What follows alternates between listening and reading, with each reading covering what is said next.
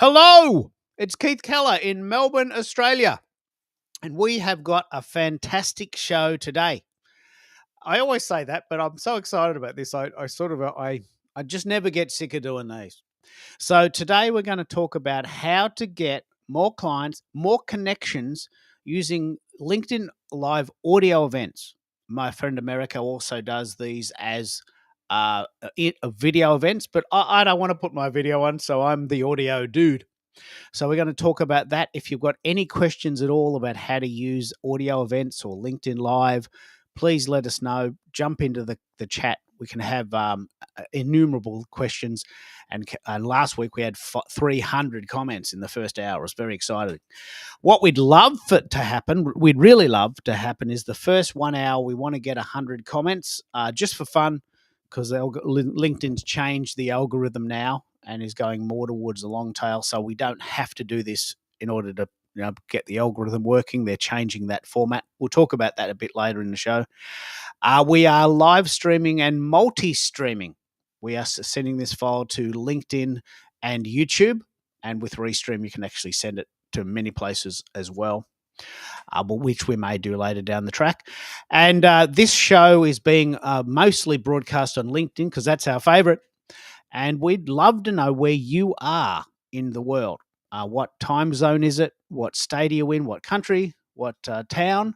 Don't have to tell us the specific details, but we'd love to know. And this is why we love LinkedIn so much. Look at those numbers. 255 million people in North America. And a few people in Australia as well. As you may know, I do these Google Notebook summaries, which are available on my SoundCloud account.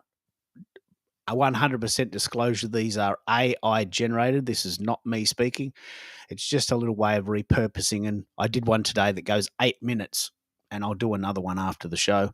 And if you want to know where I am hanging out, you can go to Where is Keith Today? And that'll tell you all the shows coming up. And I just love this format.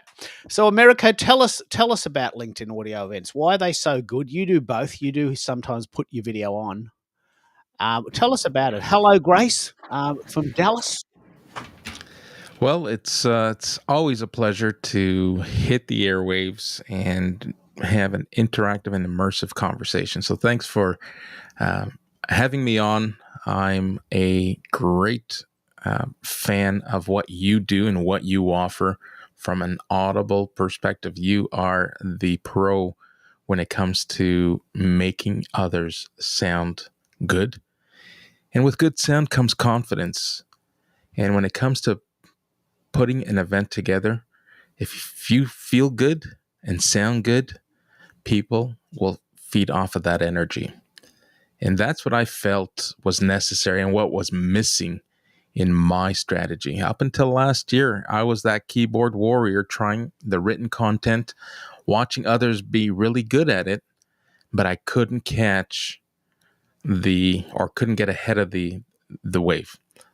But felt that a pivot was necessary, and I found my sweet spot. I found what works for me, and now I'm helping others make it work for them, and that is the live event experience. There's no better way, no quicker way to accelerate trust, build community. There's just so many benefits that we can spend hours talking about. Yeah, and we do.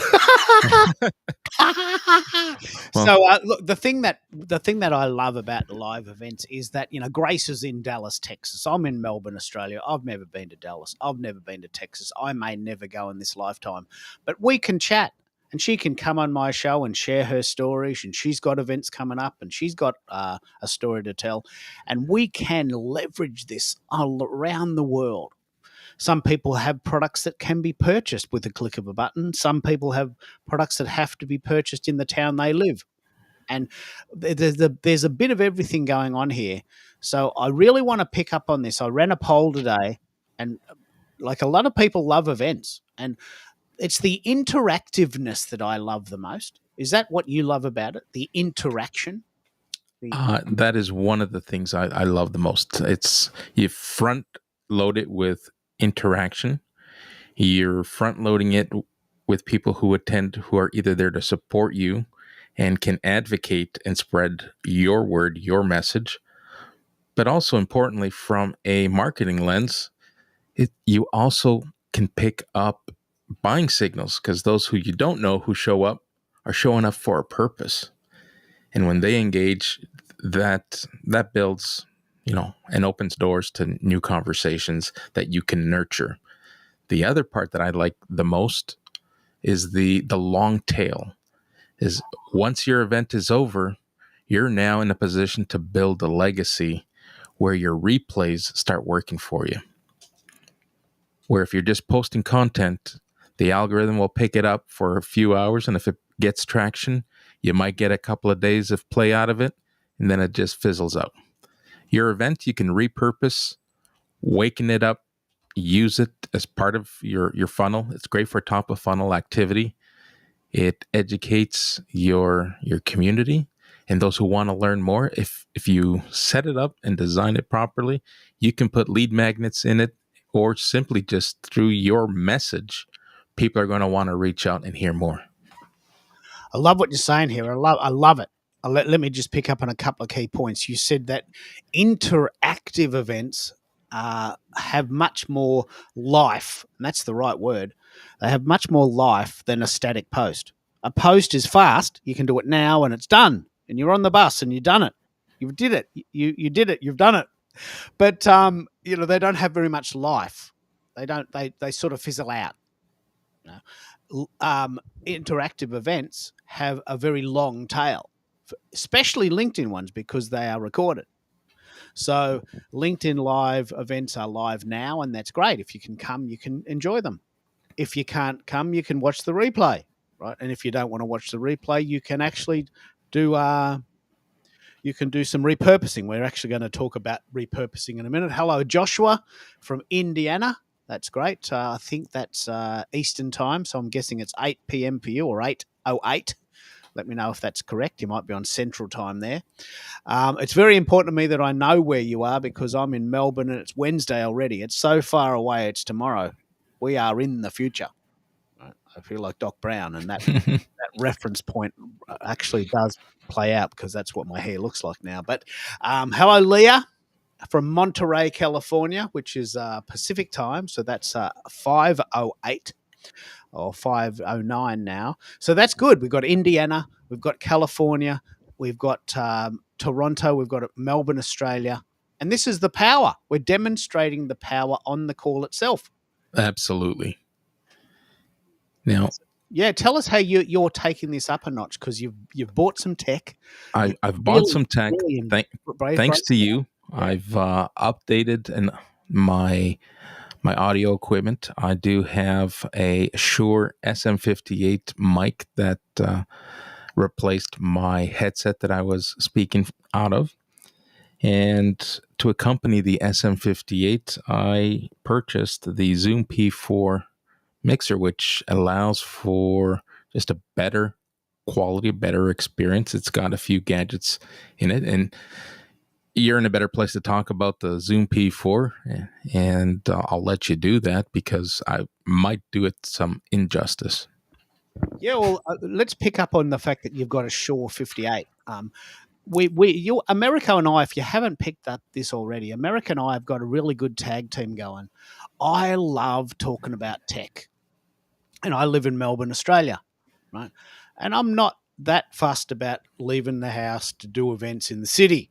I haven't done an event. I used to speak at events, but I just lost my mojo with that now. Ever since COVID, I'm not really into it. But I love talking about tech, and I make quite a good sort of life out of living in the back room, right? But Americo is really into helping businesses, and so we're going to tag team on this. And he's got a Shure 58 and a P4, which is very portable. So if you need for him to come to you, he can and will. Right. So for me, I have the P4 and I have a Samson 2QU mic, which is a dynamic mic, and I love it. It cost me about $100.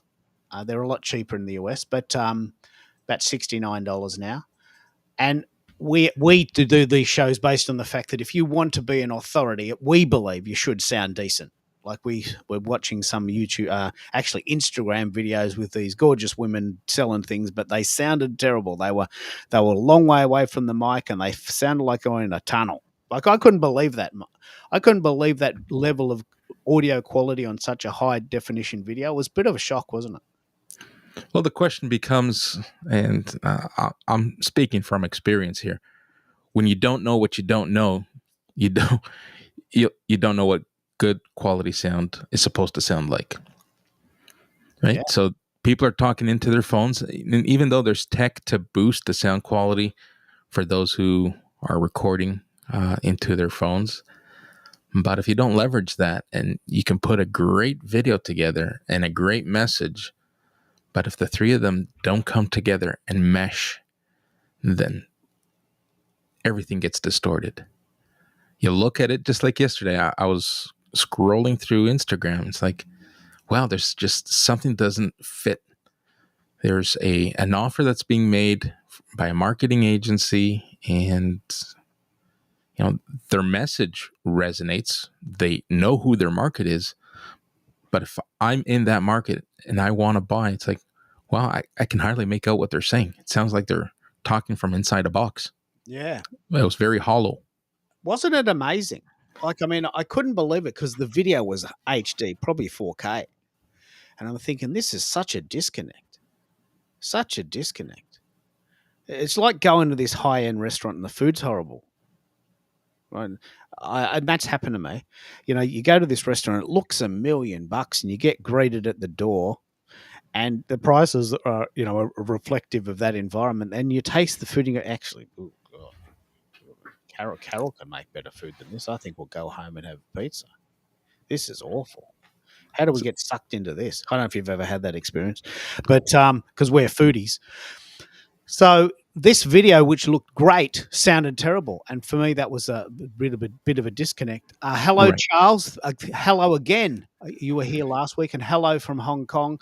I've actually maxed out my LinkedIn connection, so if you want to connect with me, I'm happy to accept your connection. I maxed out my connections on Monday, so please connect with me if you can. LinkedIn user says that the Shure SM58 is the go-to mic for rock stars. I would agree with that. And America was on that. You can hear what he sounds like. And hello, Lachelle. Hello from America's super mum. So, and hello to the LinkedIn user who said that I look like Doc Brown, or that Doc Brown is from the future, and I do look a bit like him in the morning. So I get that. I totally get that reference. And so we are foodies too. So this is very, very cool. I'm afraid your details are not coming up on my. I think it's Michael there in California, but it's not coming up as a number there. But can you see what we're doing here? It's an interactive process. We've got already 20 comments. People are rocking. We've got 9 people live on the call. We've got 20 comments already. We can have up to 5 people on stage on the free version of Restream and 10 on the paid version. So, mate, tell us how you're going to leverage this, because I know you love it, and I know you're really digging deep into this. Oh, I've been experimenting in every direction just to give businesses and professionals that I'm working with some really deep insights as to what's going to work for them, what I've experienced through my testing. And here's something, you just shared in a short period of time how much engagement we've seen. And the gurus and the top voices who focus on written content talk about this golden hour that, when you're posting, you got to be engaged and you got to be warming and priming up the algorithm. But you're priming it to the abyss. You don't know who's on the other end, where when you're hosting an event like this, you're not just hosting a live stream. You're building trust instantly because you know who your audience is. They're engaging with you, and it becomes immersive and interactive. People come to LinkedIn with a professional mindset. They're already in that zone. We know that different platforms and different studies have showed that there is a small and short attention span when it comes to content. And through some of my research, and I get asked the question all the time, it's like, what, you go on for an hour? It's like, who sticks around for an hour? But the analytics will show and prove that, the written content has an attention span of 5-6 seconds, they say. And if you don't capture them in the hook, they just keep scrolling.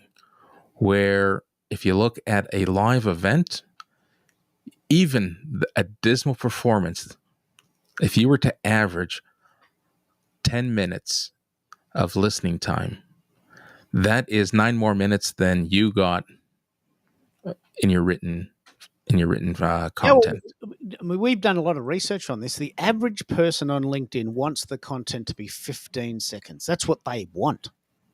We've done research on this. That's what people want. They want to be in and out of the content in 15 seconds. Now, I don't even warm up in less than 90 minutes. I mean, it takes me I'm not a morning person. It takes me a while to get my brain to sync with my mouth.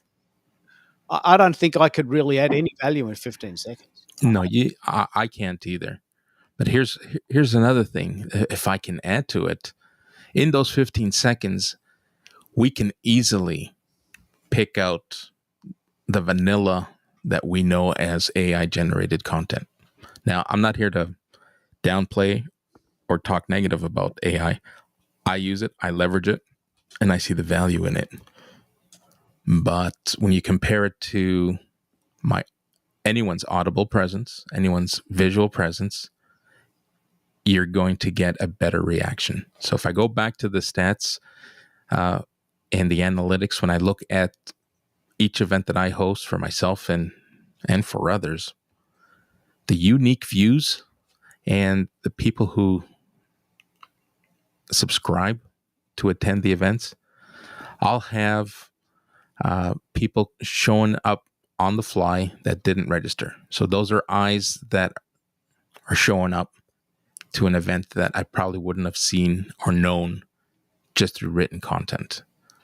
Yeah. But the most captivating data is the number of times, if you look at the unique views and the total views.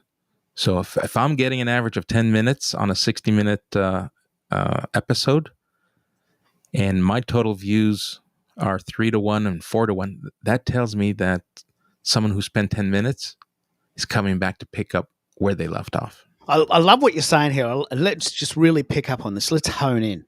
Right? There's probably 5 major ways you can use LinkedIn right now in 2025. One is you can post. It's easy to do, but the tail is very short. By the time you've posted and walked to the letterbox, it's gone. Right? That's about as long as it lasts. So if you can do an article, you can, and the articles are very, very good because they actually have a very long tail, and you can have very long content. Very good idea. We'll talk a bit about this in a minute. You can have a newsletter. Newsletters are a very powerful format. People can subscribe to the newsletter, and you can send out a written document once a month or once a week. And obviously, you've got to do that. And apparently, people read them. I think the idea of writing a newsletter makes me feel a bit sick. And the idea of receiving them makes me feel even sicker because I hate these emails I keep getting in my inbox. But there's 2 other things. One is LinkedIn polls, very quick to do, a lot of fun. And then we're talking about this magical ingredient almost no one is doing, called the LinkedIn audio event. Now, we are here to tell you that they are working. We get stats. We get really comprehensive stats from LinkedIn that says, okay, you went for 3 hours. That's pretty cool. But the average person stayed for 8 minutes. Wow. and you had 19 people on stage or 19 people on the call at 9:27, and the average person stayed for 8 minutes. So keep going, you're doing the right thing. Now 8 minutes of attention is pretty golden. Like if I could get 8 Absolutely. minutes of attention from someone, that's in today's world, that's a bit of magic, isn't it? Yeah, absolutely. When you're comparing 15 seconds in short form content and you're outpacing those 15 seconds by 8+ minutes, you're doing something right. What do you think, Lachelle? I love talking to you because you're a busy mum. You know that what it's like to be sort of in the world and frantic, and you've got to manage your time in a very, very efficient way. So, how are you managing all this? You're a really interesting case study for us because you're so busy, but you still manage to get it all done. Yeah, I think this is a great conversation, and I'm on my phone. Hopefully the tech is good. No, We this is always good. joke in our I was DMs, going to right? ask you got an iPhone? Yes, I have an iPhone. Listen to the quality, guys. This is Lachelle is calling in on her iPhone. Sounds golden. Really good. Really good. So that's a win. Love that. And we have a winner. Come down. Everyone gets an iPhone. Everyone gets an iPhone. So, but you're busy, but you still manage to fit it in. And the interaction is where all the gold is, isn't it? Where all the magic happens, isn't it? Absolutely. And I think, really prioritizing, if you are busy, where are the important places to show up? And for me, audio events are great because you get immediate feedback and interaction for those that do choose to participate. I just love these rooms that you set up. I don't know if you want to call it rooms, events. For me, I believe that when you are building your brand, everything is an event. It's an event when you're communicating to people in the DMs, when you're sharing a post from someone. I think we get too um, relaxed in the small measures to build our brand. And so we think that it always has to be the grandiose things, but it's those little things that really move the needle. So I think it's just being intentional and focused on what you're doing and why you're doing it, because you may not show up the same all the time. I may not be on stage, but I could be sharing the room and letting people know it's available or making comments if I'm not able to speak. I love what you've said there. There's a couple of pieces of really good information there that I'll reiterate. One is, we don't always have time to attend or host events, but the host and the guests really, really, really off the charts times 100 appreciate it when you post to your friends. Hey, look, this one sounds interesting. I'm busy today, but I reckon this would be all right. Why don't you have a look? Can you pass it on? And the magic happens in the community vibe. We know that we're all busy, but some of us, we just go a bit outside the box and say, look, I can't come, but this is good. I'm going to send it on. And I do this for Americo's events on a Friday. Very, very important story there. My wife works from home. Our internet is about 204th in the world. Like, we're actually behind just about every country you can name. I can't think of a country that's got worse internet than us. So when my wife works from home, I can't run events. It's a shock. I just can't because she's working and I'm working and we just have to share. So what I do on a Friday morning is that's my day when I go onto other people's events and I'm doing the back channel. Hey, guess what? You got 17 people live on stage. 3 of them are my friends. This one's a really good bloke. Actually, he's a bit dangerous. I'll manage him for you. I'm going to send it to my 27,000 followers. Please, please, please, 22,000. Please, please, please come. Right. So that information, and I'll bring Americo in on that. That is just as important as hosting, isn't it? Like, if we get all of our community hosting for us, that's where a lot of the essence is, isn't it? Yeah, absolutely. It takes, the saying is it takes a village, and it resonates and is so true. in this particular landscape. And I learned, and many of us learned, that through philanthropy, giving back to the community. Right? You may not be someone's customer, someone's ideal customer, but by the sheer virtue of sharing your support, sharing their content, jumping in and engaging just to keep that fire lit, it is, that has value, and that has an extreme amount of value, in my opinion. Help out where you can. Let's pick up one of the things. This is the. Let's just play. I'm going to call out every little thing that happens just so you can see it in like action. One of the very, very, very cool things about interactive events is we have a very active communicator here that's asked a very, very, very good question. Then the question is, how do we find people that are hosting events to partner with so that we can offer our expertise and be part of their community? Right now, this is what we call pod guesting. All right, and I want to pick up on this idea, pod guesting. Lachelle, we don't hear the static, so we've got a pretty clear signal. It might be something on your phone. I hope it's not bothering you too much, but we don't hear it. So that's at least one. That's one idea.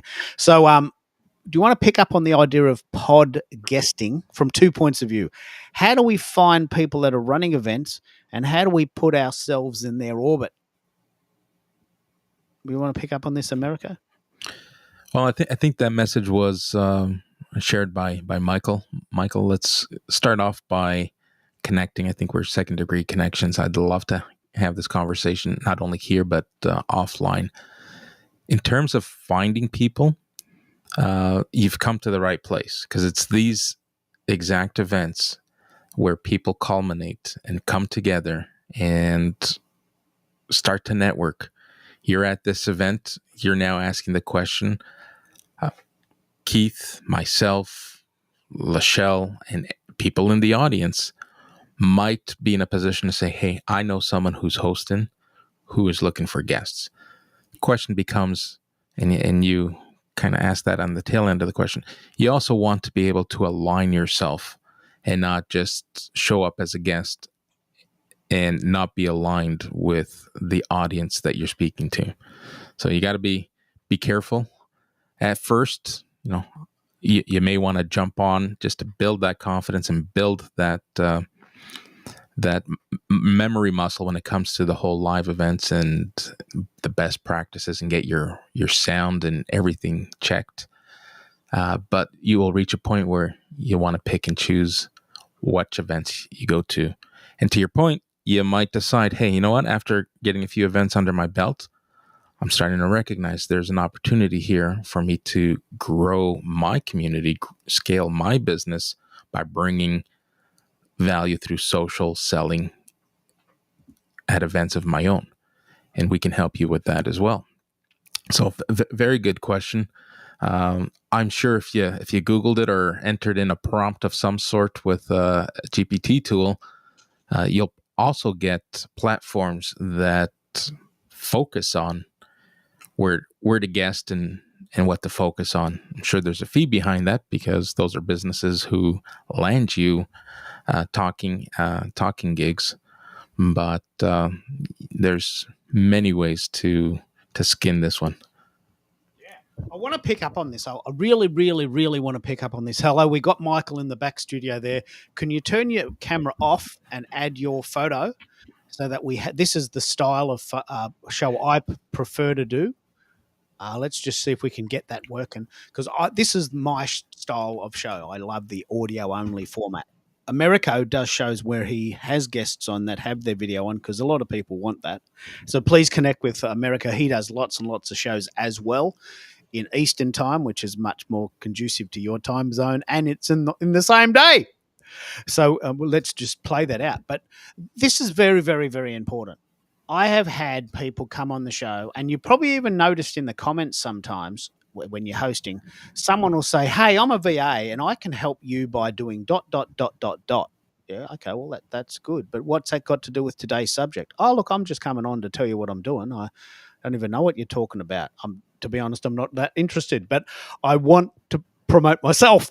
I said, well, that's not the spirit of what the show's about. The spirit is that we trust you, that you know what you're talking about, and you will demonstrate that when you answer the questions. And if you can't answer the questions today, don't come on this show. Come on another show. Now, with Michael, I want to set the tone here, and I want to set the tone for Mike. I use a site called Google Notebook. Now, I reckon this is possibly the coolest site I've ever heard of in my whole life. Ever. And I love it, and it's a piece of AI that makes my life easier. So when we come back to Michael, who's an AI consultant, that's the reference point that brings it back to the relevance of today's show. Right? So we do these very, very long shows in real time, and they're great, but they're long. And a lot of people say, mate, I haven't got time to watch the replay, but about halfway through there, you came up with some really gold. Can you just go and dig that out? I said, well, that's going to take me time, right? So Google Notebook is a bit of a combination. Do you want to pick up on this? I mean, I want to pick up on the event we did last week. We did an event. Someone from Edmonton called in. I did a 20-minute highlights reel of that show, and it was sensational, wasn't it? I mean, wasn't it sensational? It was sensational. And that was, if we look back at the narrative that led to that conversation, the whole LinkedIn effect that many of us talk about and the paradigm that we've created was incredible. So just to give a backstory as to what ended up being a 3-hour conversation summarized through social Notebook LM into a 12-minute summary, essentially started with a LinkedIn member who was not connected to me out in Western Canada, in Edmonton, Alberta, calls in his local radio show to pitch his narrative because he's struggling to get any headway in the job search that he's conducting. So he thought, let me try something outside the box, calls his local radio show, brings his story to the airways. A friend of mine who worked with me in Toronto, who is now in Edmonton, hears this breakfast radio show, reaches out to me and says, hey, I'd like to help this person. Can you perhaps, help me write something, craft something? It's like, well, I can probably do better than that. Why don't you put him in touch with me? And I connected with him. Later that day, Keith and I are on a live event, and the agenda was storytelling. Well, I share the story with Keith. Keith returns his sentiment. Wouldn't it be fascinating if we can get him on our shows? And this was happening in real time. I'm DMing him. Are you able and willing to jump on a live stream with us? No sooner did I send the message, he was logging in, he was talking to us, and we had a fabulous time. We've now put him in touch with recruiters. We've now put him in touch with connections of our own who are reaching out to him to see if what he's offering and the energy that he brought and the effort that he brought, if they can find a fit in their organization for him. Were you part of that, Lachelle? Did you hear that story? Were you part of that? Were you part of that event? I can't remember if you were on that Yes, one. you're saying with Zane. Yeah, Zane, with Zane. yes. Uh-huh. Do you remember? Do you believe what happened there? It was inconceivably awesome that a guy from Edmonton calls in live on a radio station format in Australia. Now, I want to pick up on what happened there, and we are trying desperately to get Michael on stage. If you can't find your photo or something, we'll just bring you up with your initials, just because we want to hear your voice. But Zane, this is amazing. Zane, who's in Edmonton and has maybe 250 followers, comes on a show of a random Aussie in Melbourne, Australia, that has 20,000 followers, some of which live in Edmonton. Right? So what I did on the next day was I sent the file to 20 people in Edmonton who I know, and a few people in Vancouver. I said, mate, it's a long way. I mean, I know it's Canada, but come on, it's a long way away. Can you just, can you check the map? If they were a bit pissed off. But I'd sent a lot of these things to my friends in Edmonton and my friends in Calgary. Right? And they said, "Oh, look, we'll sort of reach out there." And a friend of mine, Tracy, who's a good mate of mine, she said, "Look, actually, I've reached out to Zane, and I'm going to have him on my podcast." Okay, and she's in Edmonton, and it turns out this is the really magic. I said, "Where do you want to work? Ideal client, ideal business. I really want to work with the government of Alberta on their, dot campaign." I says, "Oh, actually, turns out I know the HR manager there." Whoa! How does a guy in Melbourne, Australia, know the HR manager for the government of Alberta? Who would have thought? Well, she's a person. I'm a person. We're just chatting. I'm open. We love networking. We love chatting. Turns out she's, probably got a job going there, and he's got an interview. I mean, this is how it works. And we're joining the dots. And this is why I really, really want you to pay attention to LinkedIn audio events. LinkedIn has 1 billion users. 50% of the people in your town, wherever you are in the world, will be on LinkedIn. 50%. 15 million Aussies. 250 million Americans. 27 million Canadians. Chances are if you bump into someone on the bus, they'll be on LinkedIn. Like it's ubiquitous. It's reached saturation. Am I rambling now, America, or are we onto something here? This is the point, isn't it?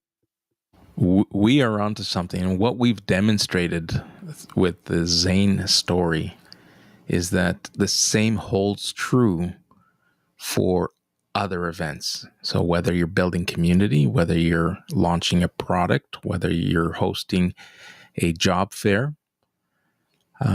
the opportunities to lean in and leverage events and virtual events on LinkedIn is through the roof. And this wouldn't have happened through written content. It probably would have got a handful of likes, a handful of nice sentiment, but AI generated comments, and it would have just fizzled out. And when I say this happens in other realms, I had a guest speaker a few weeks ago, well, maybe now a month and a bit out, where we were talking about a book launch for her. And during the conversation, sales were being put through Amazon, and people were commenting. And she's from Melbourne. And that's the other fascinating thing, right? You look at the global presence here, and anyone who doesn't take advantage, and I'll be honest with you, and this is my humble opinion, Canadians are horrible at this.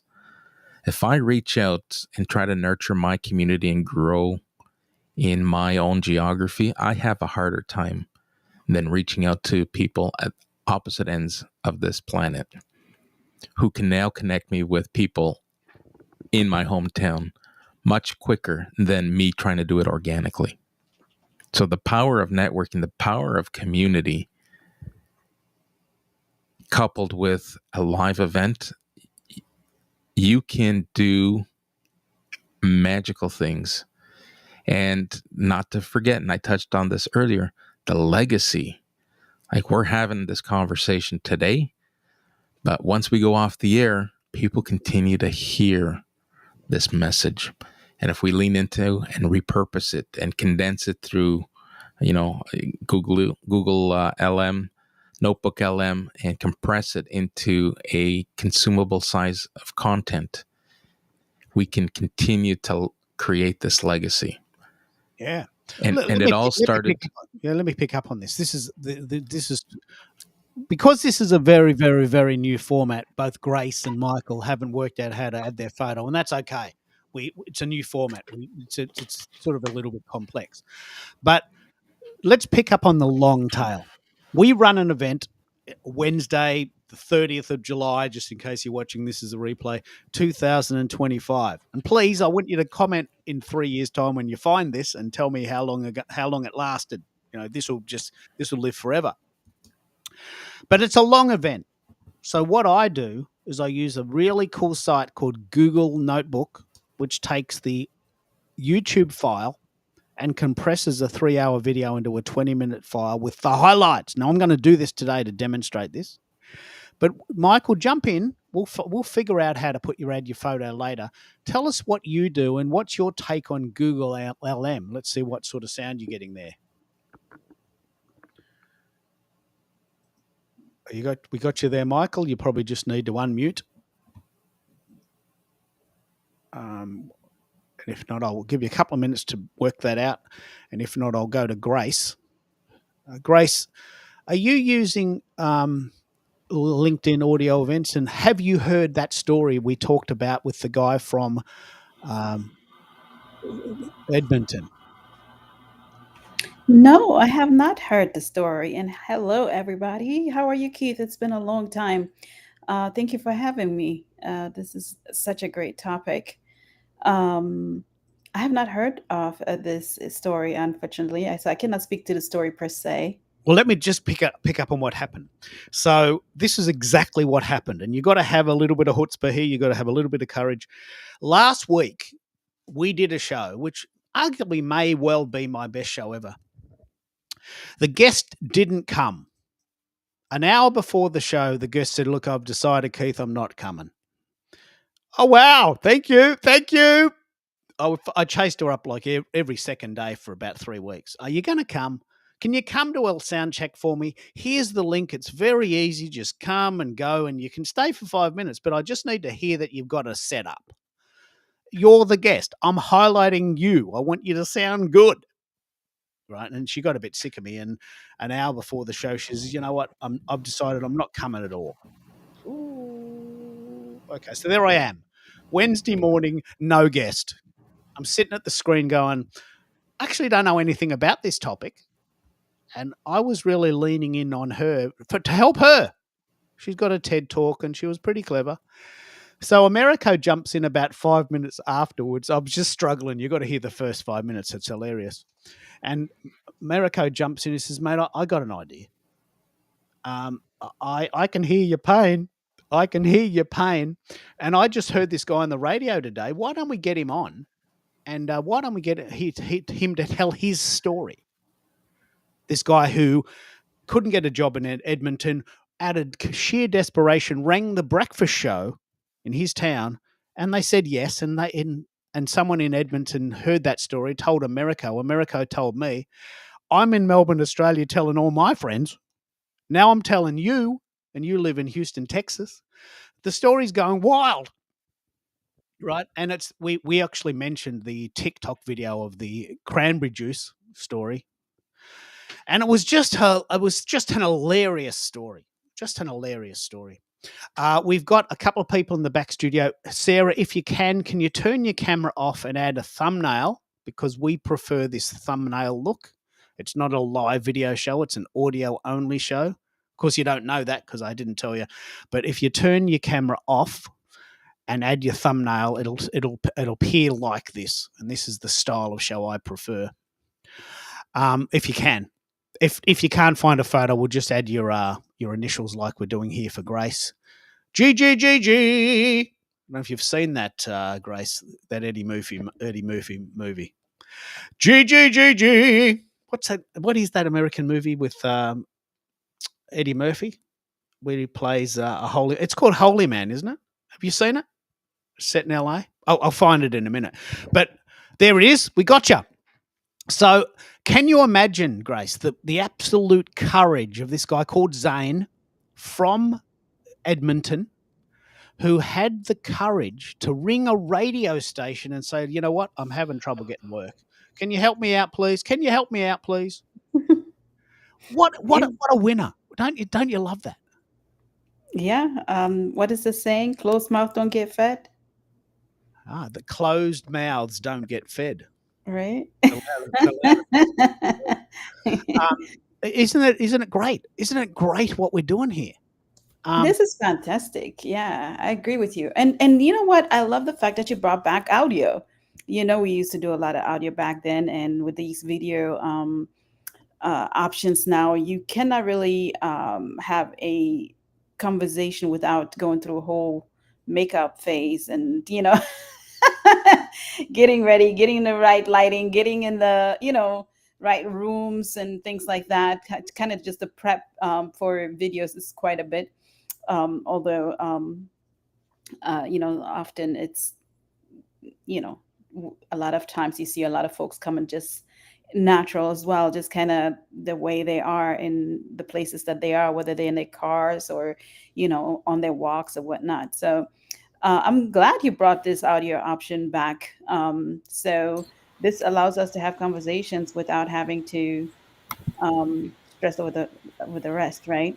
Well, And the thing that's very interesting, this is a lot of people don't know this and may not even believe this, but about 20% of the world's population doesn't want to go on video.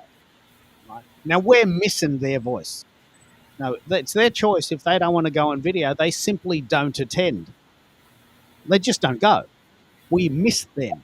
We miss their vibe. We miss their wisdom, right?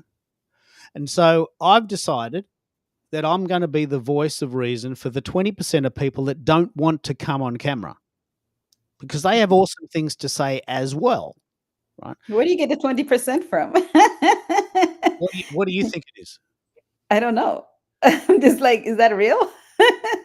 No, I've done robust testing on this. Okay. Yeah. I do see you do a lot of polls. So yeah. So 60% of people say, I love videos. I love doing videos at home. I'm a bit of a show off. Here's me in the bathroom at the Kiss gig at the Telstra Dome, if that's what they call it now. I think that's what they call it now. And this is funky mirror, and I've got a brand new iPhone, and I'm a gorgeous girl, and I'm just taking a photo of myself. It has nothing to do with what I do, but I just thought I'd show you that I'm at the Kiss concert in the city, at the Telstra Dome, in the lounge room.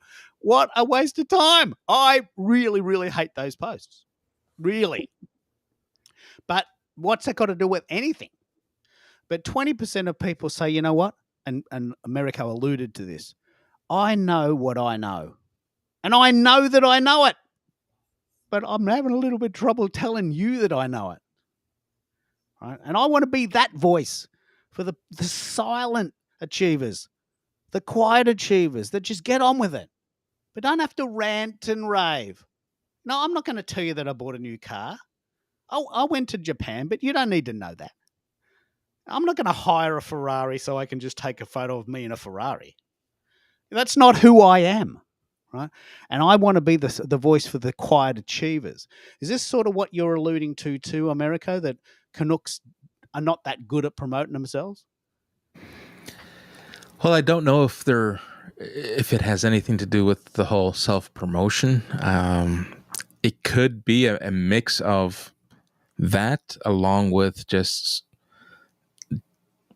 being part of such a corporate culture that does not condone or builds empires around a social, what's the word I'm looking for?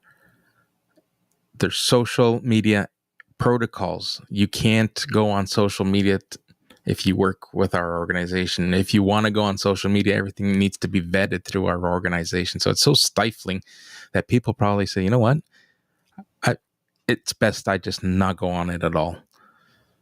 Because organizations are more worried about their reputation, and they can't see the opportunity that even if you leaned in and helped your sales team, your front line, you can build through UGC a louder voice that will drive more revenue because people want to hear authentic stories. I think they do. I think we do. We want to hear, we want to hear the stories. People probably don't care that I went to Japan for a month, and aren't I clever? I can afford to travel, aren't I good? People don't care about that. But they might care about the fact that I've been doing research into how to promote my business, and posts work better than articles, and articles work better than newsletters, and LinkedIn events work best of all. They might be interested in that because they need They need help with their businesses, right? The fact that I went to Japan doesn't help them at all, I wouldn't think. Right. Yeah. And so I don't post about my personal life at all. And I find it, quite frankly, a little bit frustrating that people do. But anyway, it's a thing, and apparently it works. But I would love to keep this idea moving. I'm ranting a bit because we're having a few technical problems behind the scenes. Sarah, have we got you there? Just as I'm about to launch into Sarah, I think she left. I see that. I think she's gone. But Michael, keep trying. What are you thinking? Have we got a signal for you? Michael can't get his photo to work and can't get his audio to work, and that's okay because it's his. If first cut is the deepest, we've got to try. You got to work this stuff out. And this is why we do these shows. We do the shows because don't you see? We do these shows because we know how to push all the buttons. Just have a go, try it, and Michael, we see you. It's a video. yeah. Anyway, Mike, there you go, Michael. That's your stereo there, and you're in the spare room. So that's all right. I'll put you back. What I'll do is I'll put you backstage. And Americo, this is a very good opportunity to talk about what you do. There is there's enormous opportunity for business to do this, but a lot of people don't know how to do it. So how do you help people get ready, camera ready, if you like, or how do you help people get ready? You're now starting to build out an offering in this arena, aren't you? That's correct. So it's dynamic in terms of how and where we want to begin, and understanding that my offer isn't a 10-step process. Not going to make any guarantees of 10 times any results. What I'm here is to help nurture and help others build a voice, build a community, gain visibility and authority. And I'm doing that through virtual events. Now, some people might not be camera ready, and that's fine. I can help, whether it's just getting you started. Let's build a studio. Let's get you with, I don't work for Restream, and I don't have any affiliation with Restream, but Restream is my platform of choice. I'm comfortable navigating with Restream, and its capability to multi-stream across other channels is it's a fantastic interface and user experience. But for people who struggle, it's like, well, I'm not quite ready yet. It's like, no worries. Today, this experience, we have talking thumbnails. We can set up a studio similar to the whole podcast experience, with the exception that it will be live. We can create a studio with a scene, remove our thumbnails, remove our cameras, and just bring our voice and have a conversation. The key here is, with shows and events, you want to show and you don't want to sell. These events are designed to share insights, share stories, and behind the scenes moments. And once you do that enough times, there's this perpetual activity that you will start to see and experience, that with every event, someone's going to resonate with that particular episode's message. And then the perpetual activity is they jump in to replays. They go listen to previous recordings. And those shows, it could be a show that you hosted 6 months ago that's going to prompt someone who's listening today. It's like, hey, I'd like to be part of that energy. I think that this might work for my strategy, my business, right? I love this discussion. I just absolutely love this discussion. And that's what I want to help people, cross that bridge. It could be a full production. Hey, let's get you started from cradle to grave.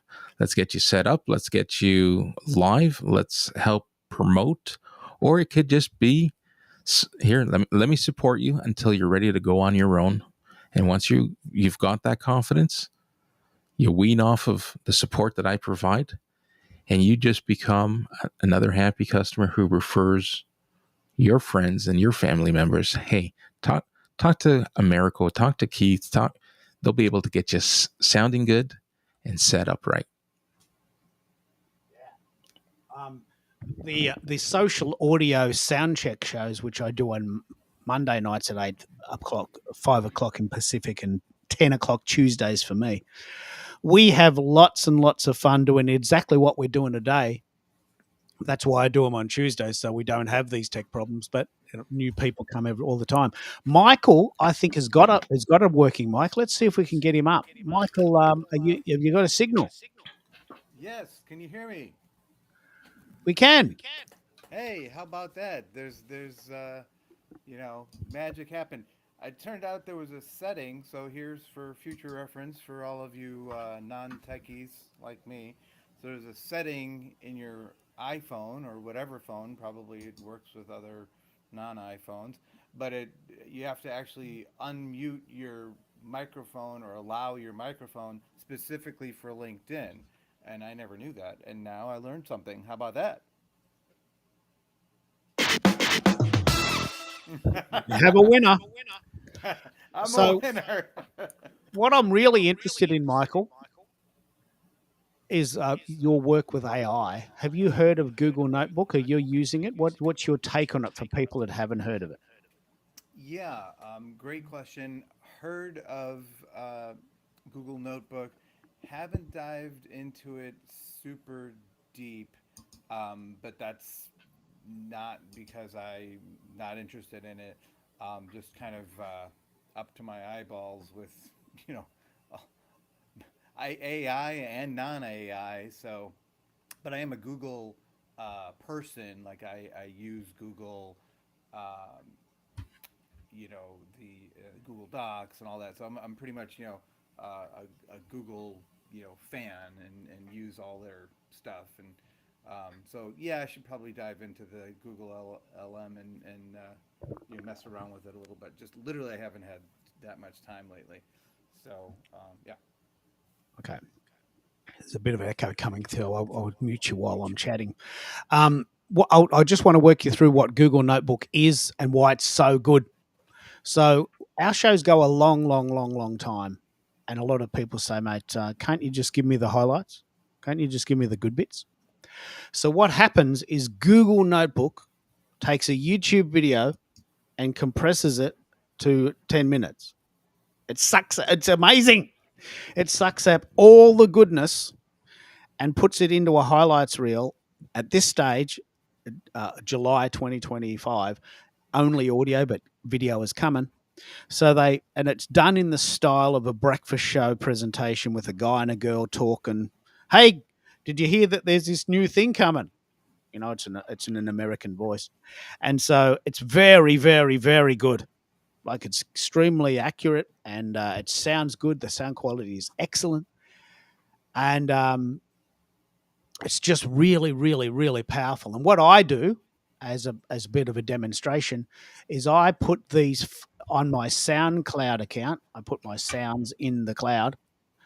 And what I do for people that come to the show but don't want to watch the whole thing, I actually create these 10-minute snippets. I'm very proud of this. Like, I'm extremely proud of this. So this morning, I basically did a 10-minute highlight reel of what we can expect. I won't play it, but I'll send it to you. And it is incredible. Now, why that's important is because we're busy and we're all struggling to find ways to repurpose our content. I don't want to do video editing. I don't want to. I just don't have the time or the inclination. But I do honor the fact that these shows go a long, long time, and we chat about so many things, and we learn so much. It seems a shame not to do a highlights reel of it.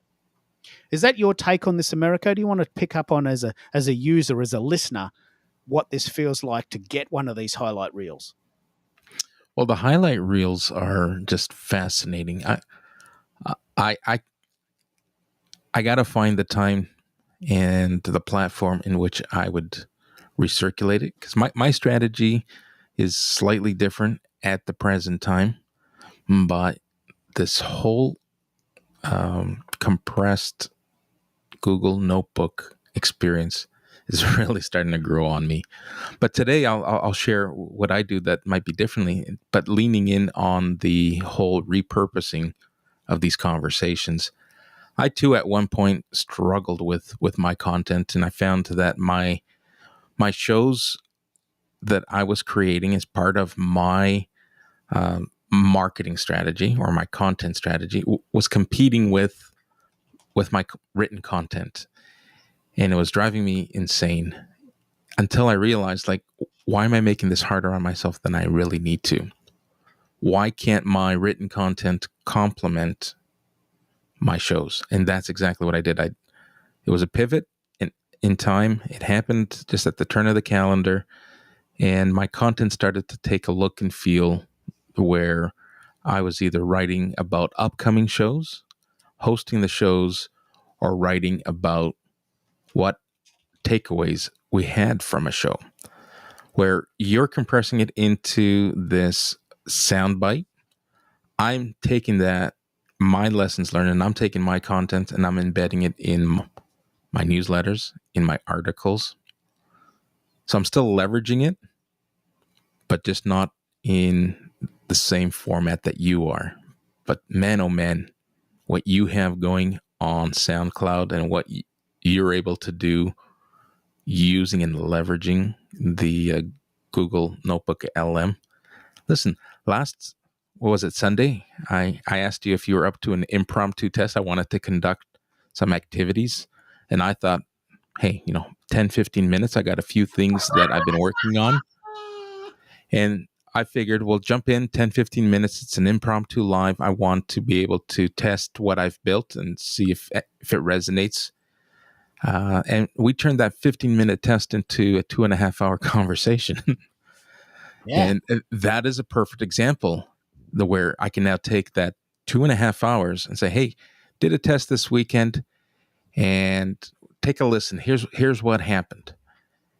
And it would have probably compressed it into 7 or 8 minutes. Well, look, let me pick up on why event picking back on. I just want to quickly say that if you want to find out more about this repurposing strategy, I have a SoundCloud account, soundcloud.com/Keith Keller. When this format comes to video, I will also add it to my YouTube channel, which is globalsocialmediavideo.com. I went and bought that URL. I'm so proud. globalsocialmediavideo.com. Actually, globalsocialmediatv.com. I went and bought that URL.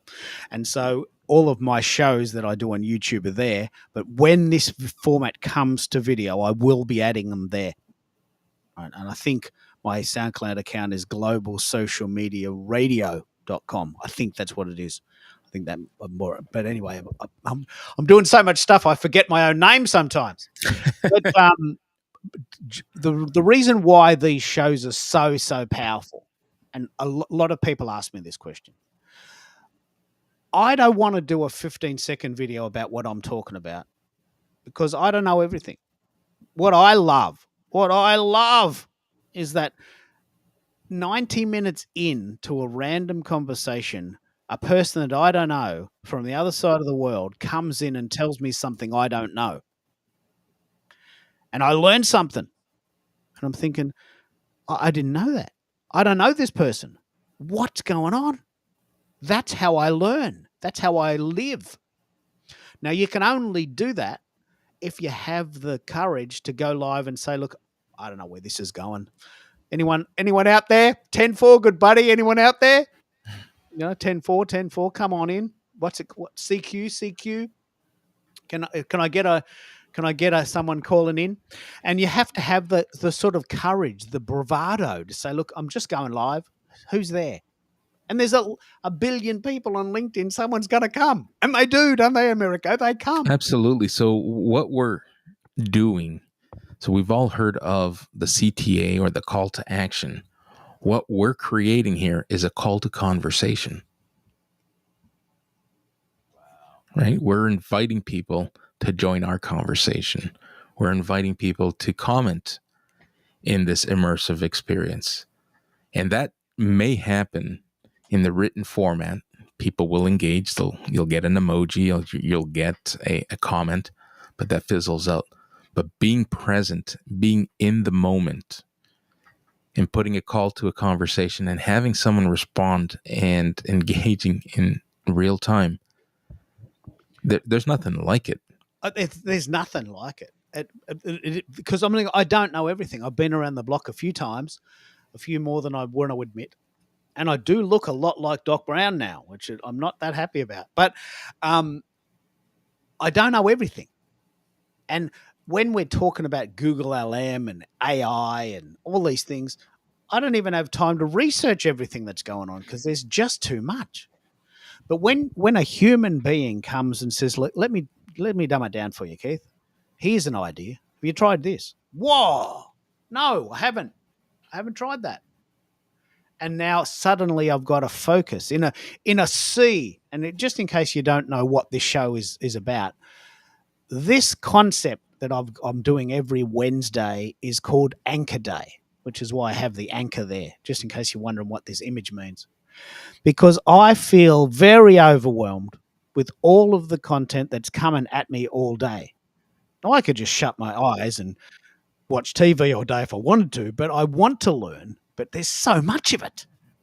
So Anchor Day is my call to conversation, if you like, to say, look, once a week, let's get together and let's have a chat about what's working for us and share what you know, share what you've learnt, share what you've tried. I'll share with what I've tried, and let's see if we can find that common ground. There's no ego here. We're all just equal. That's right. We're all just friends having a chat. But we learn so much. We learn so much so fast, don't we? And at the end of the day, mistakes make us human. Vulnerability builds trust. And that's what we're doing. We're building courage for those who are trying to manifest this exact experience that we're conducting. It's like, it's not that hard. You don't need a studio. In some cases, all you got to do is jump on and engage and participate in events like these. And you'll soon, in a short period of time, realize the power and the magnitude that a message that is being broadcast and shared through an event can change people's lives, can change people's trajectories. And if you apply that to yourself professionally, if you apply that to yourself in your business, and it doesn't have to be an exclusive live experience. Hey, you can do this to supplement what you're already doing and see the benefits of all your other strategies come to life through live events. Yeah, I love this. I think it is a combination. And because America was now really embracing this, I did this poll today, and I'd really like to have a bit of a chat about this. LinkedIn events, I choose to do them as audio, are a very good strategy that we're going to help you manage if you want to. But there's other things you can do. You can post, you can write articles, you can do a newsletter, or you can do polls. And I would like to run the room and the group on who's doing what. I loved LinkedIn polls. I am addicted to them. I'm so curious. I do them virtually every day because I'm just curious about the world. And the one I ran today was, what types of content are you creating? Are you creating LinkedIn polls? Are you creating LinkedIn articles? They're very different. I'll talk about them in a minute. Are you creating LinkedIn events, or are you creating LinkedIn polls? You know, this is what we're talking about. So what do you think, America? Where are you really focused on for the moment? Well, my focus, I think it goes without saying, is LinkedIn events. But I love the polls because the polls starts to create awareness. I'll usually put out a poll and tie it back to a future event so that when I get to that live event, I have information that I can draw on, that I can share with my community. Hey, here's today's agenda. Here's what we're going to be talking about. And in preparation for this show, I put out a poll, and here's what the community, or how the community is responding. Let's have a conversation around that. And it now becomes an episode or an event that is no longer about me beating my chest and trying to dictate my voice and my message exclusively. It's now become a conversation that was designed and built and curated by a community who participated in this poll. The one thing that, and I think this is important to know, the one thing that's very, very important about LinkedIn polls is that you get to find out who's active in your community. I'm really interested in this strategy. I get about 100 new followers every week, but I don't want to spam them, what we call pitch slap them. I don't want to pitch slap someone. Oh, wow, look at that. That's a good one. Oh, I've really got to contact her straight away. Hello. And you're thinking, no, I don't want to be that guy. I don't want to be that guy that pitch slaps someone just sort of 10 seconds after they push yes. So LinkedIn polls allow me to say, look, I know you're out there somewhere and we've connected somewhere in the last 6 months. This one might be of interest. And if it is, please say yes and vote. And that gives me an indication, well, here's a couple of people that are active. We did connect a couple of weeks ago, and I'm not pitch slapping them now. I'm saying thank you for voting. Any other comments? It's a very subtle way of connecting with people that are following. I'm having trouble with this. What do you do, America, when you get new followers? Do you contact them straight away? When do we wait and when do we sort of jump in? How do we play that game? Well, for me, it varies in how that person came into my community. If they came in through content engagement and I feel that there's alignment, I'll reach out. I'll connect. It'll be a cold connection because we've already interacted. Once they accept, I just welcome them to my community. Hey, welcome to the community. Take a look around. Get my vibe. I'm pretty active on here. Join an event, listen, participate, and just leave it at that. I got nothing to sell you. I am not going to pitch. I just want you to feel comfortable, and I want you to experience. And then I'll pose the question. Come experience what I'm building here, and I'd love to hear your thoughts. I love this. Lachelle, how do you do it? I know you've got a big and active following. When someone new follows you, what game do you play? Or what time frame do you allow before you reach out? And how do you do it? Because I'm actually struggling with this. I find this a bit hard. Yeah, I think it's about your intention. The events I think are a great backdrop to build on. So when we used to have the audio rooms, where everybody can come on stage and you have people in the audience, you see who's in attendance. I would reach out to people that were on the stage or even in the audience, and I would have a script, and the script would say whatever my takeaway was. Oh, I enjoyed the room with Keith. I was really inspired when he shared about how to connect with people, whatever the thing was. So what was your takeaway from that room?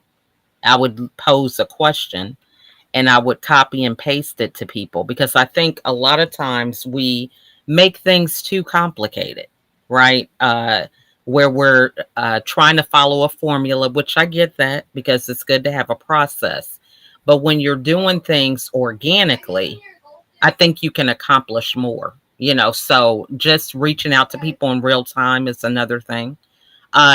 Engaging in the event networking section. So if you're not able to make it, or if you have a question that that you want to get answered and you're not going to be there, then reaching out or putting it in the thread. Hey, I love this conversation and I have XYZ going on, but can you answer this question for me? And putting it in the group thread can even begin to help you build community around that. Because people may say, oh my gosh, I need to look at what she's got going on because I had that same question. Or I'm going to wait and see how he does answer that. Or it may prompt them to ask a similar or different question just because you put that in the chat. So that's just one thing that comes to mind when we're talking about events. I love it. I love it. I love it. If you've got any questions, I'd love you to answer them or ask them and answer them if you can. We have 40 comments so far. I'd love to get to 100 if we can, just for fun. The algorithm doesn't need that anymore. It's a totally different strategy. I'd love to know your thoughts, Grace, about the idea of when someone follows you, how do you play that game of connecting but not feeling overwhelmed or making them feel overwhelmed? I have a bit of trouble with this one. Yeah, I think Miss America, I said it very well. And I think I said it the wrong way as well. Michelle, right? Was it Miss America? America's America's mom. Thank you. America's Supermom. America's Supermom. There you go. Thank you. Who is accompanied by Americo, which is probably where the confusion came in. I know, right? We do that on purpose. No. Yeah. So, she really hit a lot of points that I would have as well. And one very important one I think that she talked about is try to not overcomplicate things. And it sometimes for me that comes easier than trying to make things simple. I'm a natural overthinker. So I sometimes it comes out a little bit more complicated than I want it to be. And I don't know if anybody else out there struggles with that, but just today somebody told me I'm overthinking. But so that's one thing, to really just keep it simple and personable to a professional level. You know what I mean? Which she kind of also touched on, and I would also add to that, kind of maybe touch on the things that were important to them in regards to certain topics that they may be speaking of. Not some often it's easier for us to talk maybe about what is important to us. I compare that to like giving somebody a gift that you really would like to have. So it's kind of being a little bit cautious about if you really want to connect with that person, to speak of things that matter to them as well, and how that may relate to you or anything you're doing or anything you care about. And then above all, for me, it's just kind of authentic and genuine connections. Um, Sometimes somebody want to just connect and you just connect. And I know a lot of folks say do not connect with somebody on LinkedIn without a note, which is probably true. And I probably would recommend the same thing. But, sometimes I will accept somebody without a note because I read into their background, or I have seen them on different platforms, or whatever the case may be, right? There is some sort of like interest or value that I have gained from just coming across their profile. So I think that's a few things that I would add to the conversation. Okay, this is good. And this is exactly why I love this format. It's a very specific question. Like yesterday, I came across the 10 best microphones to use if you're a podcaster. I'm going to label them and I'm going to rate them and I'm going to give you the price and I'm going to give you a score. And I'm going, this is fantastic, but I have a question. Well, the guy doesn't have a facility to ask questions. He's just telling you what he thinks, right? I find this concept quite frustrating now. I mean, it's great that you got this 10-point plan, but I've got a question about the Shure MV6. Well, where can I ask questions? There's nowhere to ask questions. Right? I feel like I'm a sort of a silent observer of life, but nothing's going on. Right? So this format allows everyone in the room to be equal. Real human connection builds trust and authority. It's unbelievable. Unbelievable. Now, John, Grace is a recruiter in Houston. And so I want you two to connect. John is a person who works in ESG, and I'm sure you know what that means. I didn't, but I'm sure Grace knows what that means in the sustainability and governance issue. Do you know what that means, Grace? Have you heard that phrase, ESG? We got you there, Grace? Yep, there you go. Sorry, I had to unmute myself. Yeah, I think, well, I don't know the exact abbreviation, but it's in regards to the environment governance Bingo. industry, right? Is that Yeah. correct? Yeah. So What this is is, the exact abbreviation, John? Is he there? yeah, I think it's He's in the comments. environment, sustainability, and governance. Ah, there you go. That one. Okay, Now, gotcha. I didn't know that abbreviation, and we chatted at length about this yesterday. But here's an example. I'm in Melbourne, Australia. There's a guy in Calgary, I think Calgary, Saskatchewan. Saskatchewan, Regina, Saskatchewan, and you're in Houston. And he's introduced to me from a guy in Toronto. Dallas, actually, Dallas, but yeah. Sorry, Dallas. Houston, Texas, you know. And so look at that. Now, you might know someone in the ESG field because you're a recruiter. That might come across your table, you know. And now if someone comes up to you at a barbecue and says, look, I got this really cool job in Canada in ESG. Do you know anyone in ESG? Well, you know what? I do. So this is the power of LinkedIn. And I might bring John in on that idea. If you want to come in, please do, mate, and talk about this. Not about ESG, because I don't know about it, and I've got to be honest, it was a little bit over my head. But the idea of introducing a recruiter in Dallas, Texas, to a possible job seeker in Regina, Saskatchewan, just bloody brilliant. I'm traveling to Dallas for my show in September. I would Are love you really? No, do you want to jump in on that, Lachelle? Yeah, I'm coming there. Yeah, this was the Lachelle that was writing that in the background. Yeah, I come to Dallas at least once a quarter for film. Really? Yeah, so We I gotta would love. meet. Yes, absolutely.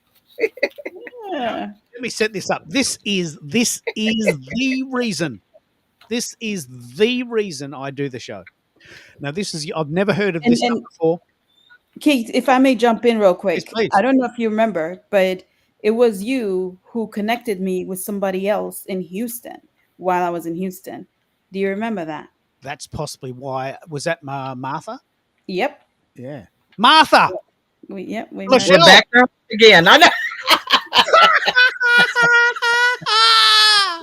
Martha came on my show. She went on Lachelle's show. I then introduced Martha to Grace in Houston.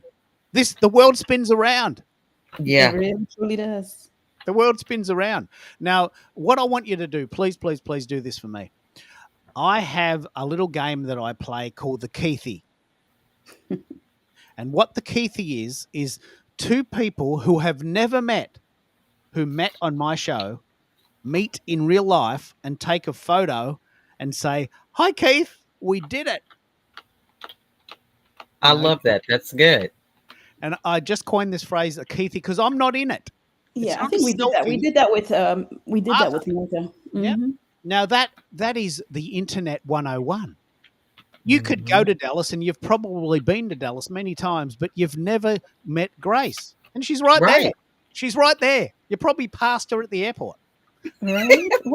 Where are you? Where are you? If you don't mind me asking. Well, I'm in Georgia, but we film in Dallas off of Lyndon B. Johnson Parkway. It's one studio, and then we have another studio in Plano, Texas. Well, I live very close to those areas. I'm not going to give my location here, but I want very close to those areas. I want to sort of suggest that it's quite possible that you were in the same Starbucks. It may be even in the same line at a Starbucks. Yeah, I don't do too much Starbucks anymore, but yeah. But you know what I mean? You could have been at a Best Buy or a Walmart or a Staples in that town, and you're in the aisle, and you might have bumped into them and said, "Hello, how you doing?" "Oh, not bad." "Oh, Absolutely nice day." Well, but have you heard of that? Yeah. The one store, it's a sporting goods store. I think it's called Shields or something. It has the Ferris wheel in it. It's in Plano area. Ah. It's amazing. They have a bowling alley, a Ferris wheel inside the store. I have to look it up, but I Is it a, just thought it was is awesome. it a store? Yeah, it's a store. It's man, I can't think of that district that they say that's over. They have an outdoor Ferris wheel and one that's indoor. So there's like a Oh, you talking about that's more towards yeah. That's more closer to Frisco area. yeah, It's but what is that called? um I cannot think of it right now, It's but like a yes, I know whole little exactly. district. Yeah, Yeah. it's right off 121. Yeah, I know exactly what you're talking about. Yeah. Right? So It's yeah, right. I just thought it was amazing because I've never been to a sporting goods store that had a bowling alley in there and a Ferris wheel. Okay, I thought it was, and then it was great marketing because all of the um, Mhm. brands have the seats of the Ferris wheel. So as the Ferris wheel is going around, you're able to see, Nike and all that. I just thought it was really creative. So yeah. Wow. Yeah. Hmm. That's crazy. You know more about this area than I do. Um, That's quite that's how much I get out. And but that again is the LinkedIn effect. People it's will Yeah, introduce you to things that are right. Yeah, right in your backyard and you didn't know they That's were so there. true. But it's to yeah. be true. fair, Dallas has way too much to catch up with things, to be honest with you. Yeah. Between Dallas, Fort Worth, and all the suburbs, there's a lot to do. There's a lot to do. It's a lot Yeah. to do. As long as you But, have the time and money. but there's a reason now to get to there's a reason to do it. I There's know, a right? Hmm. there's a Mhm. reason to get together and say, hey, look, I've never been there. In fact, I didn't even know it existed, but they've got a pretty funky cafe and they serve really Hmm. nice vegetarian meals between 10 and 2. I might check it out.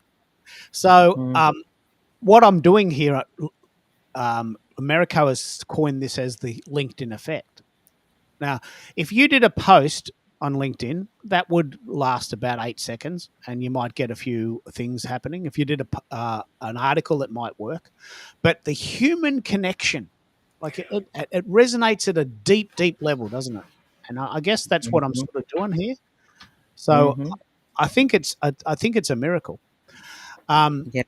You Well, want and I Hey, wanted to add one other thing is that when you have conversation, people feel comfortable and open to be more intimate. So even though like we were talking earlier and you were talking about not posting personal things, but I think when we share organically, we find things that are relative that make a deeper connection. So I was just thinking earlier about, we talk on the back channel, you and I, Keith, and you were saying how you were going overseas. And I shared some videos that my daughter had made when she went to Japan. So it's like giving people relevant things when it's the appropriate time and space for that allows that relationship to get stronger organically. So I think that's an important point to add also. Yeah.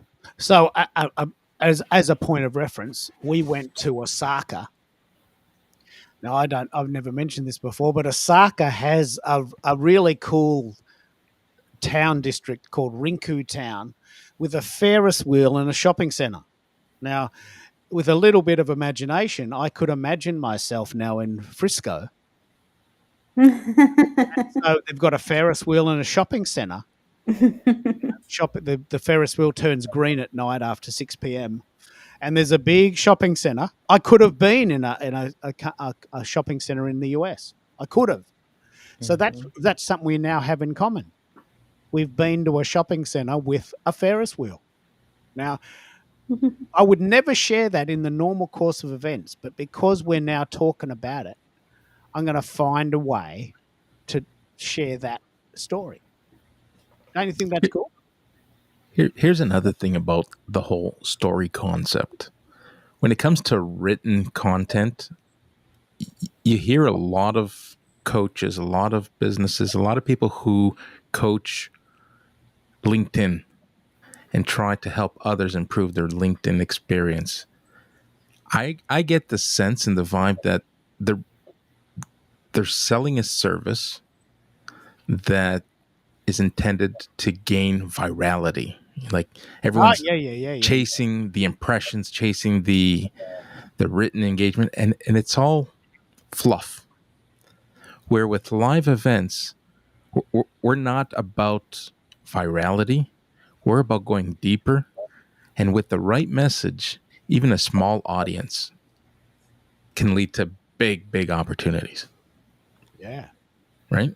And Yeah. our audience wasn't that big when we used the Zane example. And we keep talking about it, and it keeps, growing, and it starts to grow legs, and it spreads. And I don't think, at least I'm speaking from my content, I don't think that I could do the same and get the same outcome and the same calendar events booked in my calendar if I were to strictly stick to written content. It's a very good point. To me, writing seems a bit 20th century to me. I think we've moved beyond the written word. That's not true, of course. We just still have the need for the written word, but I think we've moved past it. And we've got different types of content we can make. I found this really cool photo of me and Carol and I at Rinku Town in front of the Ferris wheel. I'm only going to share this one time. This is me and my wife in Japan. Now, there's no way in the world this content has appeared anywhere on the internet ever. But there's me near a Ferris wheel, near a shopping centre with my Doc Brown look. And I want you to take this photo, Michelle and Grace. I want you to take a photo like that and just hold up a sign. Hey, Keith, another Ferris wheel. We did it. Brisno. So suddenly we've got something in common. We've been to a shopping centre with a Ferris wheel with green lights at night. And you can take a photo. Well, Keithy, right? Now I'm going to delete that. So there it is. That appears on the internet for 3 seconds and goes away. So it's a totally different idea to written content that's impersonal. Maybe it's personal if you're a good writer. I don't know. I'm not a good writer and I don't like to read, but I'd love to just keep this going. John, I really do want you to connect with Grace in Dallas. She may have some help for you. I'll send you her details. Do you work? Yeah, he's actually saying that he's not on the job market, but yeah, I love the last end. Huh? Oh, here's the thing. He may not be in the job market. I'm reading that comment as well. But if John, who's trying to chart his own path at 1099 and a consulting gig in the ESG space, could still be something he's open to doing. Oh yeah, I already extended a connection with him, but also I do like the last part of his message, which says network is your net worth, and I don't know how many of you guys heard that before, and I think it is so true. Absolutely. I attend in Plano. Next time you're in Plano, if you are here on a day that they do have it, they have it every other Wednesday, Michelle, I would love to invite you to a 1 Million Cup, which is a networking event. And Bez does those. Tell us about that. Yeah. So I should not call it networking event because it is not considered as a networking event because they are an educational connection platform where you get to educate people on what you do. There are selected people who do that, but you get a chance to introduce yourself as well, which means you can introduce what you do as well. It's a professional platform, and there are many across different areas. I know within the DFW area, it was started in Kansas. Actually, they had their yearly meeting of some sort this past weekend, and a good friend of mine, Mosako, and also a business partner, we collaborate on things. Masako May. You guys can look her up and tell her Grace said hi. She is one of the leaders here in the Plano area, but we have one for Frisco and other areas as well. And it started in Kansas, and they just had their mega meeting in Kansas this past weekend, and they do have a Thursday event coming up. 1 million cups. The goal is to have a coffee with 1 million people. Is that the guy? Like just get together and have 1 million cups of coffee? Yeah, it's a connection platform, but it's in person, and it's kind of not necessarily. It's truly connecting, not networking. So they really do not like the word networking within that platform, and it's a learning and networking event. So You heard this phrase, Americo or Lachelle? Have you heard this idea of 1 million cups? So many. Yes, I met someone that I collaborated with here on LinkedIn. He is out of Pennsylvania, and he collaborates with, I think his name is Peter something, but they do it in Pennsylvania. And then somebody else who was on a show recently was talking about it, and they said they have them all over. But in Atlanta, I think it was. Yeah, the name of that place where this Ferris wheel, and I'm sorry about that, I was looking up the picture, is the Colony. So you familiar with the Colony? Yeah, exactly. Colony. Yes, yeah. That's where it's like between colonies between Plano and Frisco. So yeah. Okay, so I'm sorry to get I'm a squirrel over here, looking up these pictures now that you got me started, Keith. But I think it was something like they get sponsors who sponsor the cups of coffee or something. That's how they kind of got with the name, the person was saying when they were on here recently. Yeah. They have this in Canada or America. Have you heard of it? I have not heard of it. This is the first time I'm hearing of this million cup. But then again, 1 million. Then again, I'm the same person who, up until weeks ago, learned that there's LinkedIn locals. Yeah. So the basics, 1millioncups.com with one, not the one and ONE. And the premise is educating, inspiring, and connecting entrepreneurs nationwide every Wednesday morning. This is exactly like Anchor Day. It's like an Anchor Day, isn't it? I do a show 10 o'clock on the internet, 10 a.m. Melbourne time on Wednesdays once a week. Anchor Day. Someone independently on the other side of the world had a similar idea saying, this is good. Let's get together every Wednesday morning and have a cup of coffee. And let's see if we can get 1 million people together over time. It's a very good idea. Bez uses it, and that's where I heard it. How do you use it? Grace, tell us a bit about it. This is a very good idea, and we'll see if we can find some other ideas for the other people on the call in Toronto and Regina and wherever you are in the world. What do you love about it?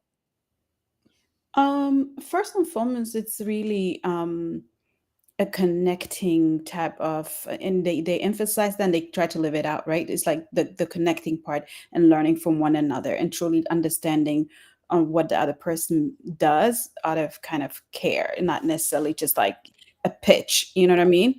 So I like that. Specifically, I can speak to the Plano chapter. I have been to the one in Frisco as well, and there are others, but there are, and then the other thing is also you do get to present there are two different forms of presenting. There are those who are less than 3 years and those who are more than 3 years. So those who are less than 3 years get a little bit, time to explain what they are doing. And then, and then you have one person that get to talk.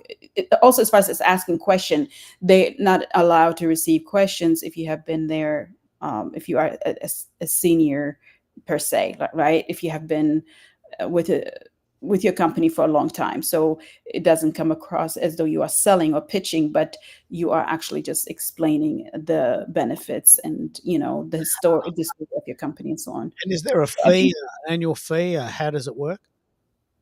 Pardon me? Is there an annual fee for membership? No. No? That's the beauty of this, actually. Not that I know of. I have never paid yet, but they do have a specific events where people can sponsor and appear and things like that. So sponsorship is big, and with them they get sponsored. Um, I think if you're looking for in-person local connections, that is really a good place to go. And also the support system, and again, I can only speak to the chapter here in Plano, for to be honest, but there's a true support for entrepreneurs within that. It's an entrepreneurial platform, right? It's not like just anybody, it's specifically for entrepreneurs. um, so it's a very you get to, so it's a very supportive, but also you get to connect with the community within your community versus like going you know into different areas. On LinkedIn, we have Keith here from Australia. If I have a store here, um, it's probably more beneficial for me to connect with folks here, in my community. Or if I'm like a Yeah. carpenter, as a carpenter, for example, I'm not going to come to Australia to do your work for you most likely not. you know. So those are kind of the good things. You really get to connect with the local businesses. Mm. Well, let's see if we can roll this out. I know that Bez does it in Atlanta. Sounds like you've been to some there as well, Lachelle, yeah? One Trying to million. get unmute. Trying to get unmute. I was over here in the background. We're all looking at each other's photos, aren't we? We're all so excited. I have never been to 1 million cups. I haven't been. You know what? I haven't even met Bez, and he's here in Atlanta area. So I'm going to put that on my list of things to do within the next 30 days, is to, meet him in person. Well, it's a very good idea. One of the inspirations that I had, and this is playing out here as well. My wife's mother, my mother-in-law, has this wonderful system where she goes to this coffee shop every Thursday at 11 o'clock. And what happens is if people turn up, that's great. If not, she just has a cup of coffee and go home. Actually, a cup of tea in her case. So Thursdays, 11 o'clock, she's at this coffee shop. She books a table. And she says, if you want to chat, just come. You don't have to buy anything. I'm having a coffee. They know me here. And she set this tone. Right? It was so inspiring. So people would come and they said, "Look, Val's a name. Don't come every week. We'll take it in turns. We'll do a roster. You only have to come once a month now, as a sort of the host. Come every week if you want, but you only have to come once a week or once a month, 11 o'clock on a Thursday." Now, people know in the community in the suburb she lives, this certain coffee shop, 11 o'clock. If you're up for it, go and have a chat. If not, no worries. She's going there anyway. And this is the inspiration for my show. At 10 o'clock on a Wednesday, I'm here. If you're around, come in. If not, I'm doing the show anyway. And I'm getting pretty good at talking to myself. I can manage it for about 10 minutes. And if no one's there, then that's fine. I'll have a sort of a cyber coffee and go. I've got a million things to do. So this idea of 1 million cups is a pretty interesting idea, because what they've said is Wednesday mornings, we are setting a tone that somewhere in your town, someone is organising a coffee meetup. And let's just find out where that is, and why don't you go? And you might meet some interesting people. And if you got nothing to do on a Wednesday, why don't you just come with us? I'm very inspired by this idea because it resonates with exactly what I'm doing. So let's see if we can find some chapters, if that's what they call them, of 1 million cups. I know Bez uses one, and we might get it going in Toronto as well. Americo, for instance, this is a very good example. Let's bring it back to what Americo's doing. Imagine if Americo takes his P4 and just puts it on the table and says, "Okay, guys, I'm here now and I got it. Let's have a chat." what are you doing? What do you do? Well, I actually am a carpenter, and I do, I like renos, and I like fixing up old houses, and I'm pretty good. So I can work anywhere from Barrie to London, and I'm happy to travel. And this is how much I charge, and I'm not bad at it. Give me a call. This is where your P4 could come in handy, Americo. I'm putting words in your mouth now, but what do you think? Hey, put ideas, put words in my mouth. If it helps, I'm going to use my mantra. If it helps myself or anyone else be seen, heard, and remembered, we're going to do it, or we're going to consider it, and we're going to be open to it. Yeah. So, I mean, there might not be a chapter in Toronto, but you could start one and say, okay, every Wednesday at 10 a.m., we're going to hang out at St. Lawrence Market. There's a funky cafe there. Why don't you come? And the word will spread. And, you can go there and just put your P4 on the table and say, look, I'm just going to record this. And does anyone want to come on and chat about what they do? And we'll turn it into a little podcast thingy on SoundCloud. So I don't know. I'm putting words in your mouth, but you said that you wanted to go out into the community and share the knowledge and get the wisdom out for those that don't necessarily resonate with the online experience. That's right. And the P4 allows for that level of versatility. And, the Million Cups is a great example as to how to acclimate and bring it to the community. So it doesn't necessarily have to be something that you're soliciting. Hey, let me come out and interview your business or interview your staff. Hey, it could just be part of community building. Hey, I'm going to be at the local whatever club. I'll be there every Saturday morning. Come by, have a coffee, have a tea, sit down. Let's have a chat. Yeah. Now, why that's very important in your context, Americo, is you said that Canadians are not that inspired about promoting themselves. It's not part of your culture. So That's right. What about that? What about setting up a little group that says, look, you don't have to pitch. We're all helping each other. If you're a carpenter and I'm an electrician and this guy makes great coffee and that guy's got an Indian restaurant and this guy's really good at fixing cars and this guy over here helps people set up a podcast, we can all help each other. We don't have to pitch each other. We just keep our lookout for each other. We're all friends here. So I'm pretty sure you probably don't have it in Canada there, John, but I think it's a good idea. And, you can start with people in your town. It's a fantastic idea. It's just a fantastic idea. And I wouldn't have heard of this if it wasn't for Bez, who keeps mentioning it. And Bez is in Atlanta, where Lachelle lives. Can you believe it? So, this is amazing. I'm sort of like the people wrangler. I'm getting people together. I'm sort of coordinating it from the other side of the world. It's a pretty cool idea. The networking whisperer. Yeah. So you've got the P4 plugged straight into your laptop. It allows for up to 4 different mics. So you could have 4 people talking at once if you wanted to. You probably wouldn't, but you could. 4 separate channels. Really, really robust chance to build a podcast out of that, mate. I'm so excited by what you could do there because you mentioned you wouldn't mind going out on the road. Yeah, I'm absolutely open to the idea. Yeah. So we've been going about 2 hours. I'm just sort of noticing the time. I might wrap up or give people a chance to come in again. We've got about 50 comments, I think, so far.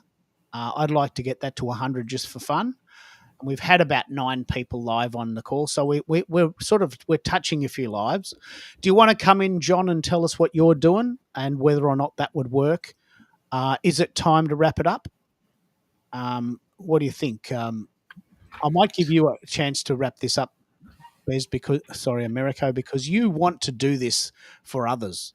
I'm very happy to just do this as how-to content for fun. I've got quite a good lifestyle here, and I just do this because I love doing it. But you have thought maybe I could do this for others. So what's your plan? Where are you at with this idea? Have you got a bit of a structure for the people if we've touched a nerve and got them interested? Well, let's talk about or summarize what we spoke about today. We talk about live events, and well, we might not have all the answers when it comes to bringing an event. We might have the ones that people need and people want to hear, opposed to wanting to read. So keep that in mind. Why LinkedIn? Can this be done in other formats and other platforms? Absolutely. We're multi-streaming at the moment on different platforms, but LinkedIn really is one of the strongest communities. You look at the number and the magnitude and the global reach, and from a business lens, customers with purchasing power are here already. So why not lean into that? Hiring managers and recruiters are here. So even if you're looking at an event from a career perspective, your thought leadership will resonate if you decided, hey, let's take to the airways. Look at Zane's story. If you took Zane's story and you were to make a carbon copy of it and host an event of your own, you can now start marketing yourself. And I talk about this in some conversations. LinkedIn and networking from a job seeker's perspective, you are and have to consider yourself as the product, the service, and you got to market yourself as such and build a marketing campaign that helps differentiate you from your competitors, which are the other candidates. So there's so many ways that you can lean into the events. And you talk about differentiation, you can just be another number in a pile of resumes. But if you bring, recruiters, they come, and hiring managers, they come to LinkedIn because now they want to distinguish if what they're seeing on paper is actually curated by AI. Is this resume, visually, it looks like we've got the best candidate, but let's see and let's compare what that document looks like and feels like when put up against their LinkedIn profile. How are they showing up? And if someone goes to your profile and they hear your thought leadership through a replay or a recording, Bingo. think of the power that provides. You speak, you're walking the talk, aren't you? Absolutely.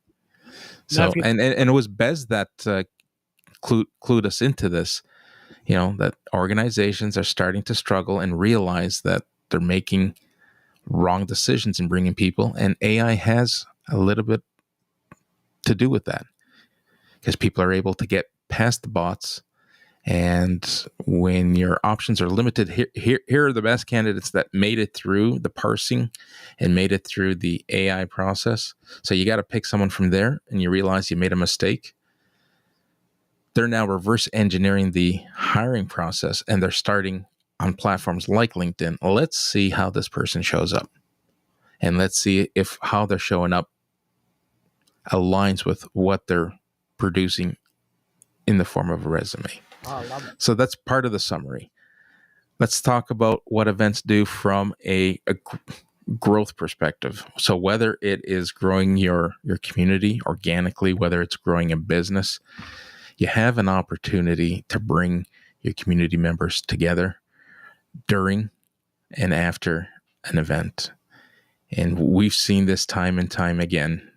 We may not have the 100 comments today, but they will accumulate. And you hear me talking about this perpetual effect.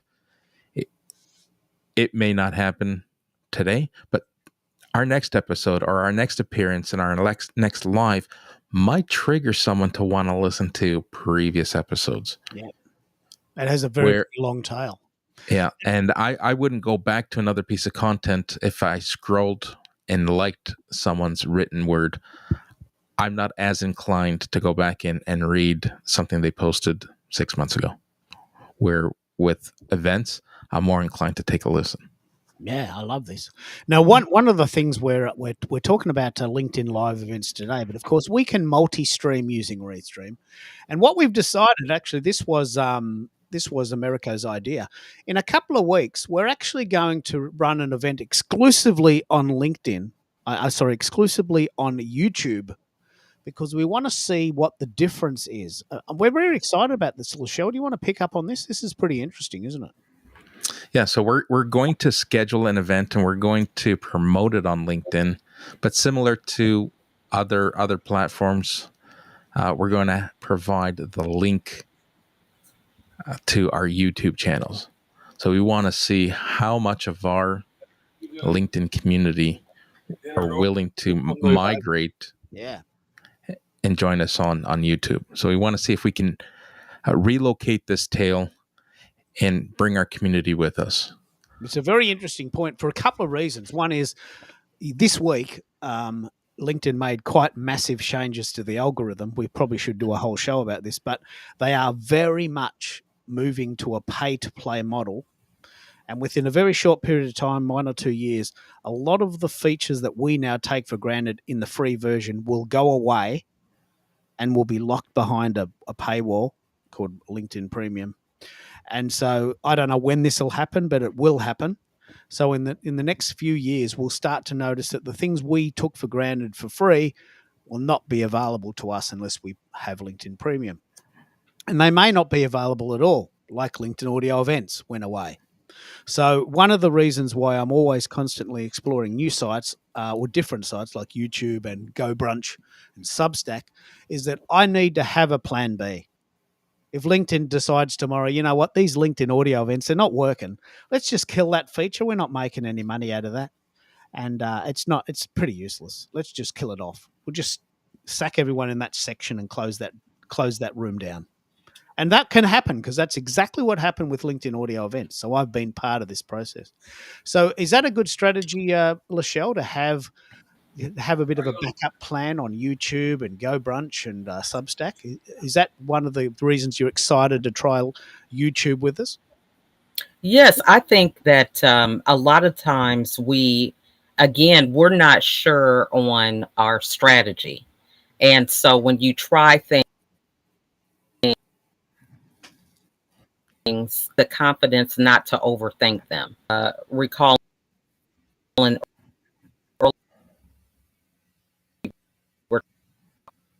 the Google Notebook information, I thought, oh, I'm going to try it. So I just tried it and a little summary for myself as well. And so I think when we have community, it allows us to not be so critical of ourselves and we just jump right in. Whereas when you're doing it alone, you have so many metrics and perfectionistic type qualities that you're looking for and things that you try that you probably never even push the go button.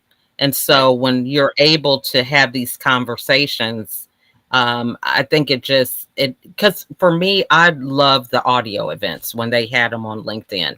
It reminded me of Clubhouse. And I was not really a fan of these audio events until I came on you guys' show. Because I would just be like, it's the same thing, except you just don't have your camera on.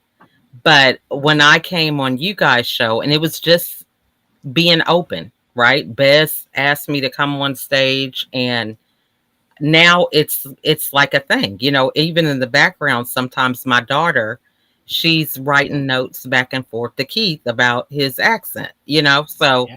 I think that when you're open, more things come to you organically, just as a result of you showing up. And that's the thing that I would express to people is, just take a chance, just have those micro things that you do, because you're never sure of how they can grow into something bigger just simply by saying yes and showing up. Yeah, it's very, very cool. And I'm looking now for a document of how to speak Australian.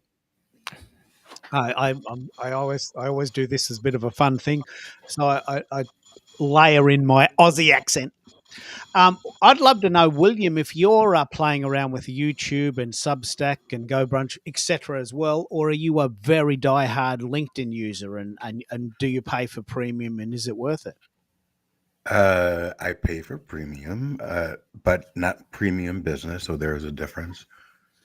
I have always been a person that says, do not put all of your eggs in one basket. I had the luxury of having America on a show not too long ago. And I asked him, do you think LinkedIn is the place to be? And he said, yeah, I do, which I agree with. And what I will say about LinkedIn, especially when you're talking about streaming and podcasting or anything like that, the network is strong. So you're going to get a solid group of people behind you. But whenever I do a stream, I stream simultaneously live on YouTube, live on TikTok, live on Instagram, and then I have my Substack account, which pushes my streams to Apple Podcasts and Spotify. So I'm everywhere, and it's just the way that I do it. My largest audience is on LinkedIn, but my TikTok audience is growing through my shorts, and my YouTube audience is growing through my shorts. So it's all about how you take advantage of it. The 30-second videos work way better than my 1 hour live podcast, but they do get views. But it's the 30-second video that gets them to go to the live podcast. Yeah. And tell me about Substack. This is a very, very important point. The reason we're asking this question is that in 2 weeks' time, a couple of weeks at least, we're doing a special YouTube only edition, and we're really leveraging YouTube and all its power for the time that LinkedIn might hide everything behind the paywall, or it doesn't work. Like LinkedIn's on Monday, the LinkedIn event didn't work for Americo. We don't have a replay of Monday's event now, and that's a bit of a pity. And I don't know if you send it to YouTube, but if you did, there's a backup. So we are doing a backup show on YouTube, but we're also doing a show on Substack. Now, Substack has a audio only feature. Can you believe it? Now, I don't know anything about it, but I want to know. What's Substack? Why should people pay attention? It's a fairly new site, but it's thumping it. Hundreds of millions of users. So I happen to enjoy live events that are videos over audios. However, I can tell you, and I don't understand why you would do just a YouTube live when you can stream at all 4 places at the same time. So I'd love to understand the logic behind only doing YouTube when you can do YouTube and LinkedIn at the same time. In I regards, can answer that. Sure.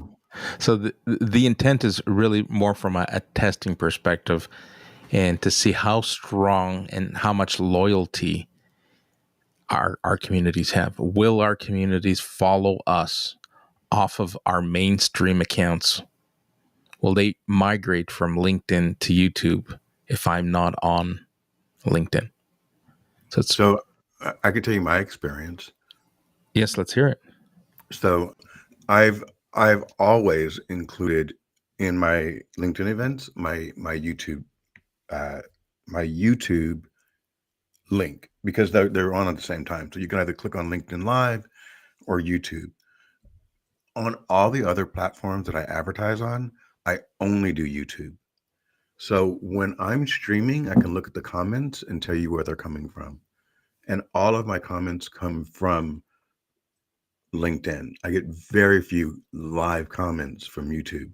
However, I have found that when I started doing the shorts, that my YouTube went from like 0 to like 7,000 in a week. So that's good. But I don't know how many of those people followed me from LinkedIn. So I will tell you that sharing a link, most of my LinkedIn people, because it says Bill's live right now, they will come.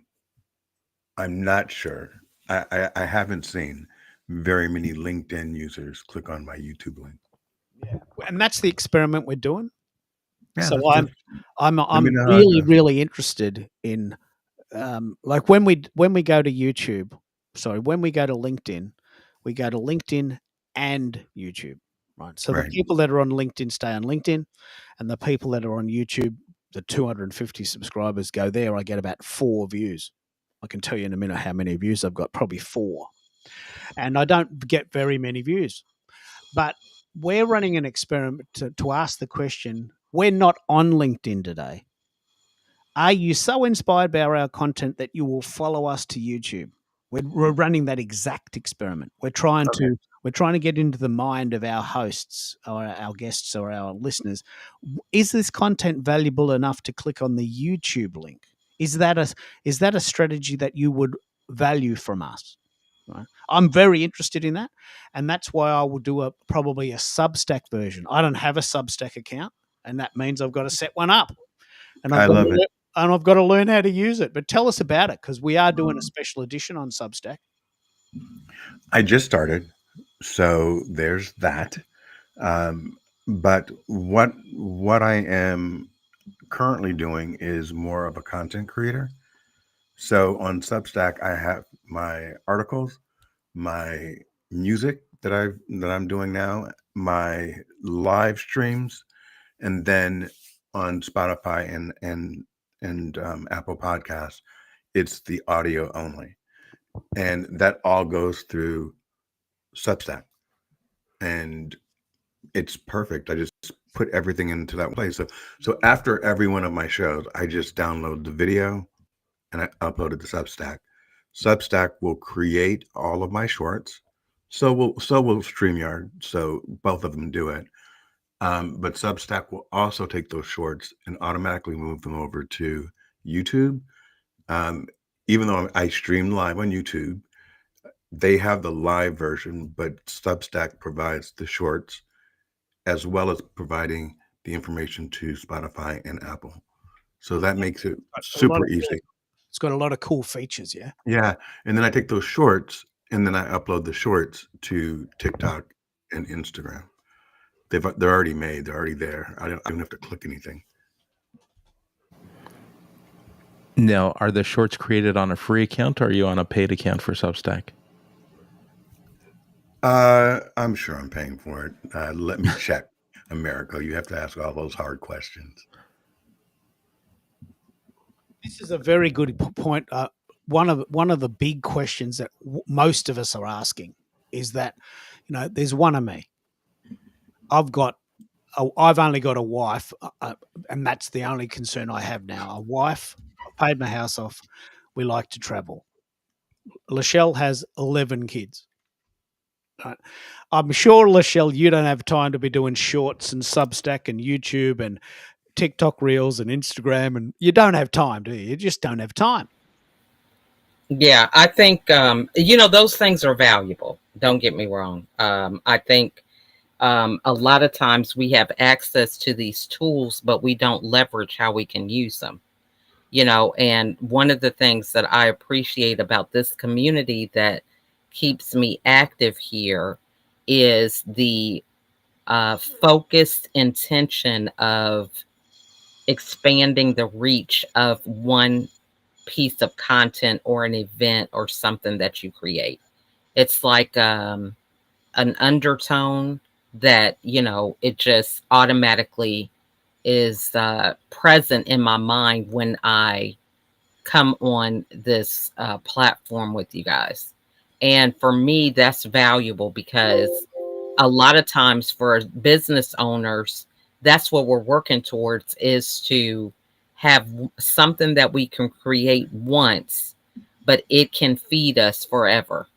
And a lot of us are missing that low-hanging fruit because we're not being intentional about, okay, let's take this content that we created and let's turn it into a class, or let's turn it into a newsletter or a blog or a mini summary, through Google Notebook. I mean, I think the challenge that you guys do with that intent is what motivates me. to be on this platform because um, when you're caught up with so many things coming at you, the natural behavior is to keep creating, to chase whatever else is new. This new thing came out, Go Brunch or Substack or all these different things. And I get a headache thinking about it. I'm thinking about technology, what kind of microphone. And as I start thinking about that, I just get overwhelmed. So I think when we are able to get with the community and divide and conquer, I think that's the best way to do it, because everybody does have a life outside of, the events that you do, the research that you do, the personal development that you do. It just can be a lot easily. And, the work has to be done. You can't be a farmer and not plant any seeds and think you're going to have a harvest. So whether you are planting the seeds or you're paying somebody to plant the seeds still have to be planted. And so when you learn to leverage the content that you're creating and doing it more purposeful with intention, it seems like there's a easier flow, and you're working smarter and not harder.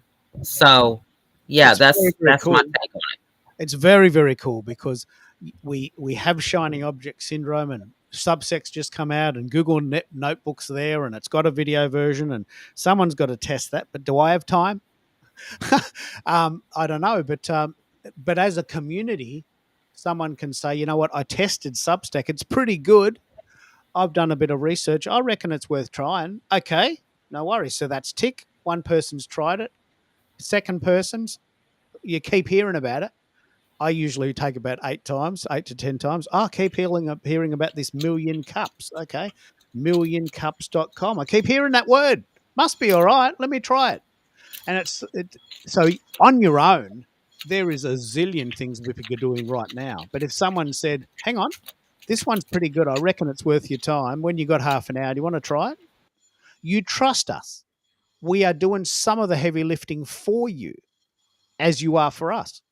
It's brilliant. We're all lifting each other up, aren't we? It's just genius.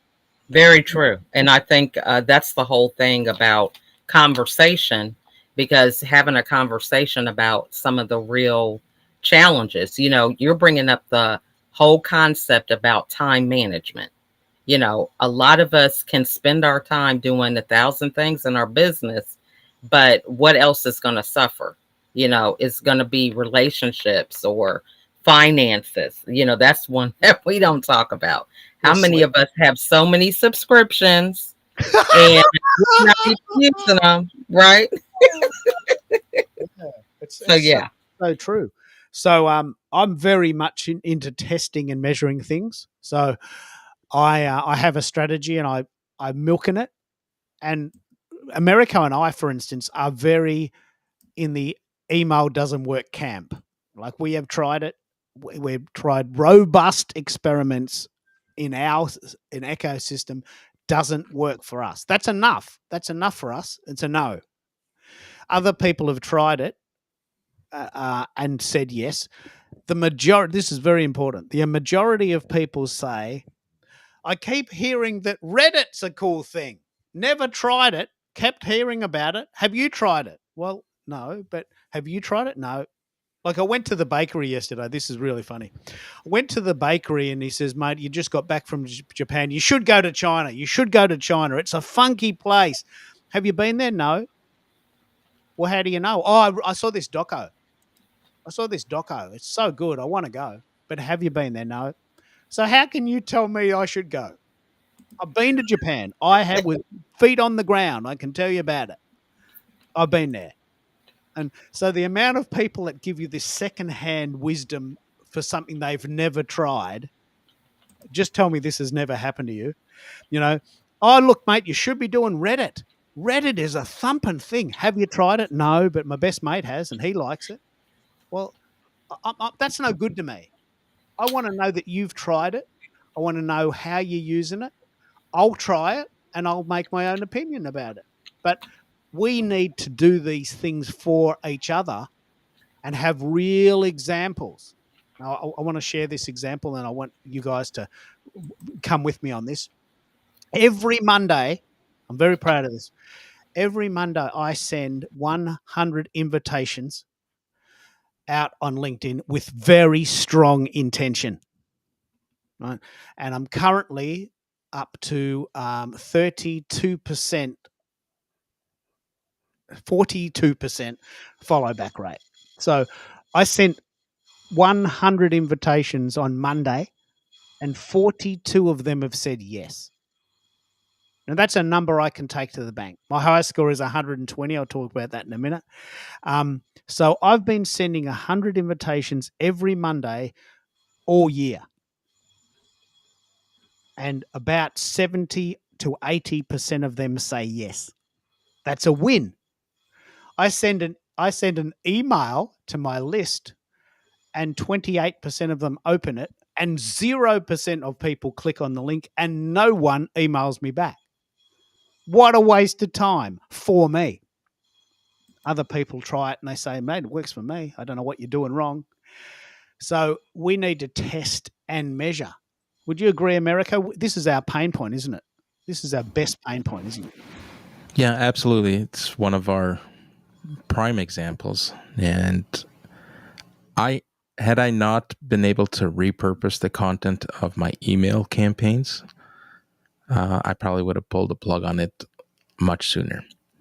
But I incorporated into other areas of my content. Otherwise, it is a lost cause for me. I'm also hovering at, I think, 29% open and 1% click. Yeah, so it's definitely a lost cause. If you ask me, it may have its place when it comes to hard or tangible goods, and used with intention. You know who your audience is. Could be a repeat customer, because you walk into retail environment and they're always asking you for your email or your zip code, or they want to get access to get you on their mailing list so that they can send you offers. But that's not the proposition that I'm providing in service-based or solopreneurs are providing. And I don't know that it works. If there's someone out there in the service industry who provides a service and has got success with email campaigns, and I know there's different nurturing, and that you can define and break email strategies down. But if you can find one that works for my offering, I'm open to listening. Yeah, because we're open, aren't we? Yeah, well, I would say, I just wanted to add something to this, because I think it's really like a reframe, and we've had this discussion on the show before, where it is getting in front of the audience in a different way, and really leading them where you want them to be, when it comes to emails. So like it could be something as simple as, hey guys, we had this summary from our live. If you want to get a copy of that, put your email in the chat or reach out to me.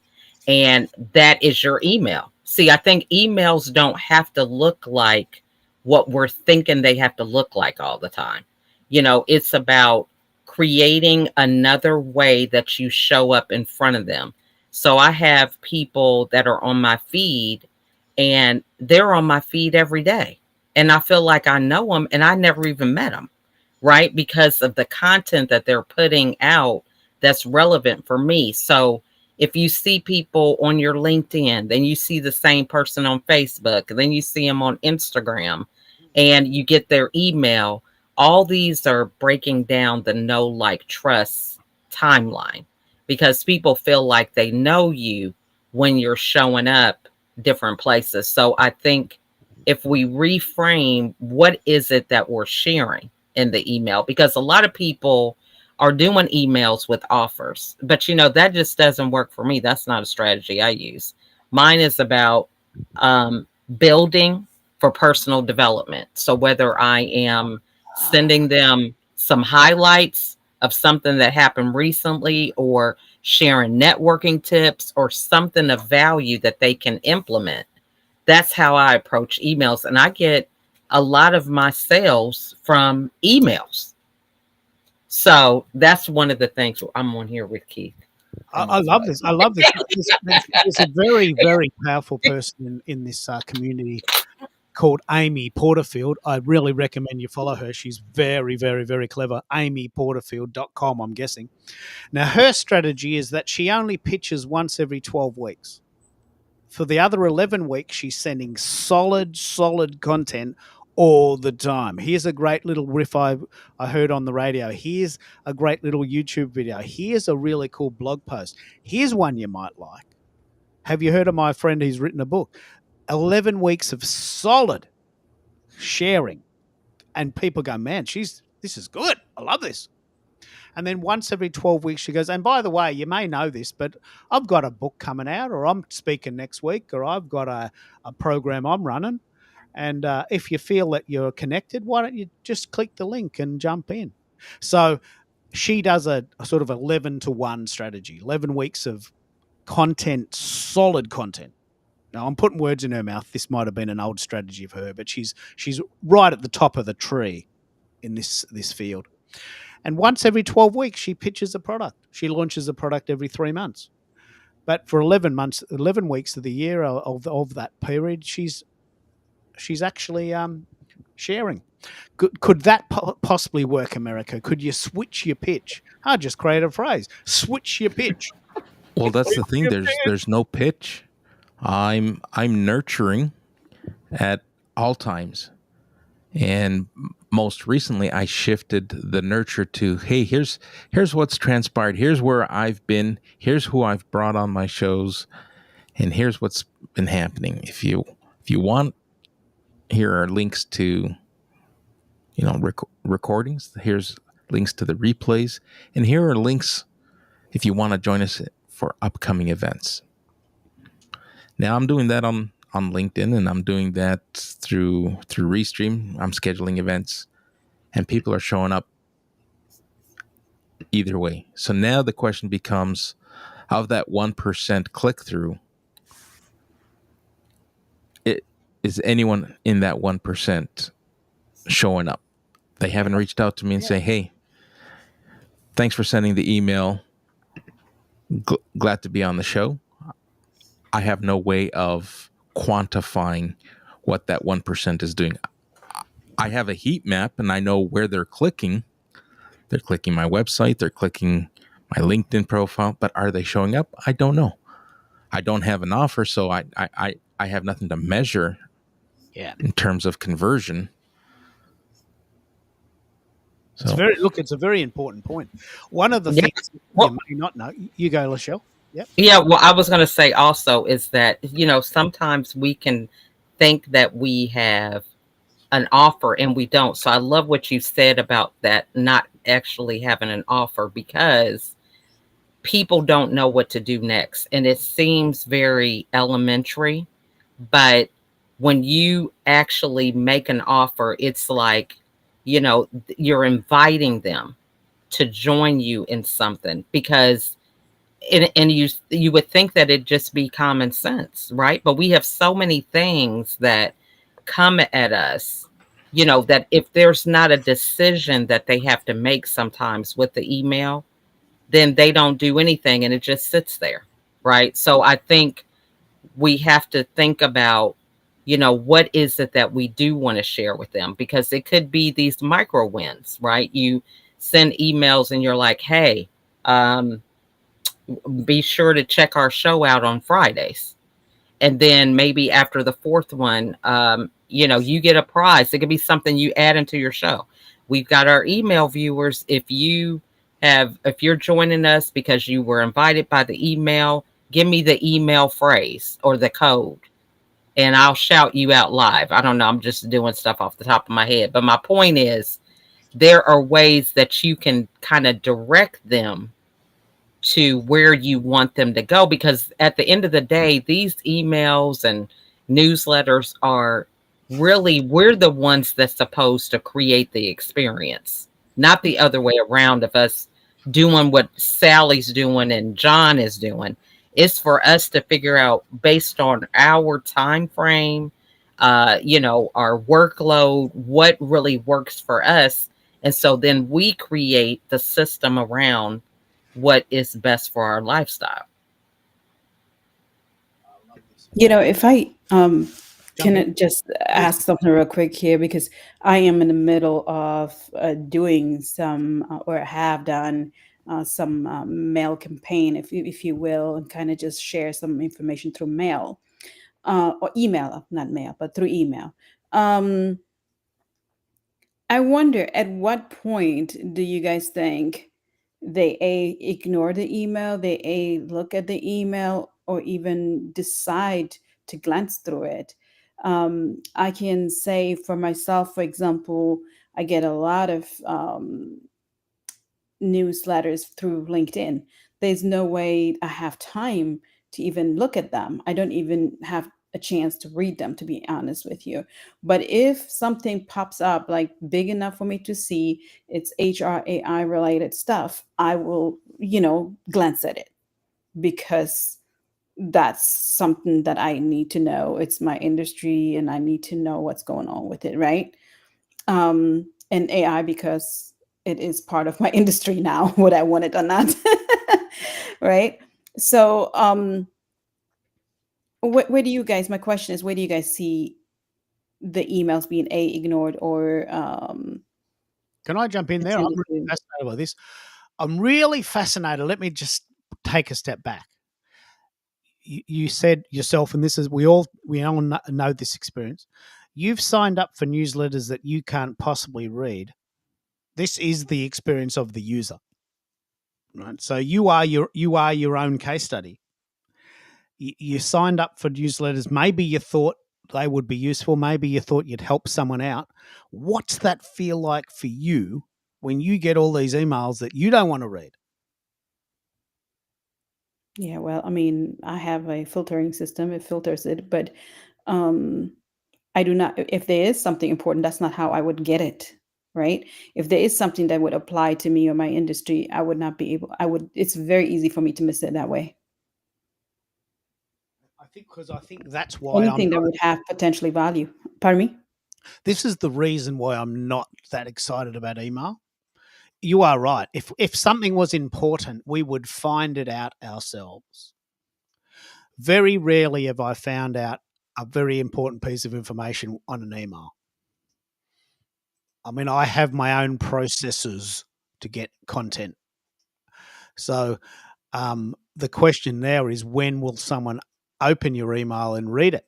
It's a very interesting question. What do you think, Americo? Do you watch or read emails yourself? You've got or do you find them annoying? No, that's the whole premise behind why it took me so long to adapt and adopt to the whole email marketing strategy. It's like I look at my inbox, like, how is investing time, effort, and energy in something I won't do going to help me bring awareness to what I'm doing? And I couldn't wrap my head around it. And it wasn't long ago that someone said, you got to give it a try, and you got to be prepared to fail, just like with anything else, and learn from it. And you're going to lose subscribers because people won't resonate with that message, or you might come across as being just part of their spam filter, and you're going to naturally wean those who do not fall or align with your message. They will become part of your attrition, and that's natural. But you keep at it, and you start growing a list of people who want to hear you. But I don't know that the time, effort, and energy is worth it, because those same people probably heard of me through LinkedIn, through YouTube, or where I am more prominent. So think we need to continuously ask that question, but we can help you with your idea. Grace, what idea are you promoting? What are you coming up? Yeah, well, I have this AI. Thank you for asking, first of all. That's very nice of you. I do have, I'm a first-hand um, beneficiary, but also victim of AI, I would say, in my industry, right? If you want to call it all that. But it has been very big in my industry to have to be forced to understand what AI is doing within our jobs and in individual departments and roles and tasks and so on, right? So I have been really lucky to collaborate and work with like really brilliant folks, and which also came out of the 1 Million Cup, by the way, some of them, and and through other connections. And those are local people who are um, very, very much in knowledgeable and doing a lot of work within the AI space.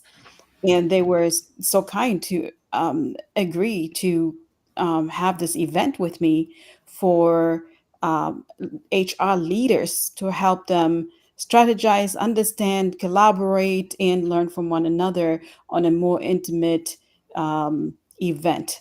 It's going to be only about 50 folks for the first event that we're going to have. It's going to be on site. So, and I have I'm not a big fan of the word experts, but as expert as they can be, I guess.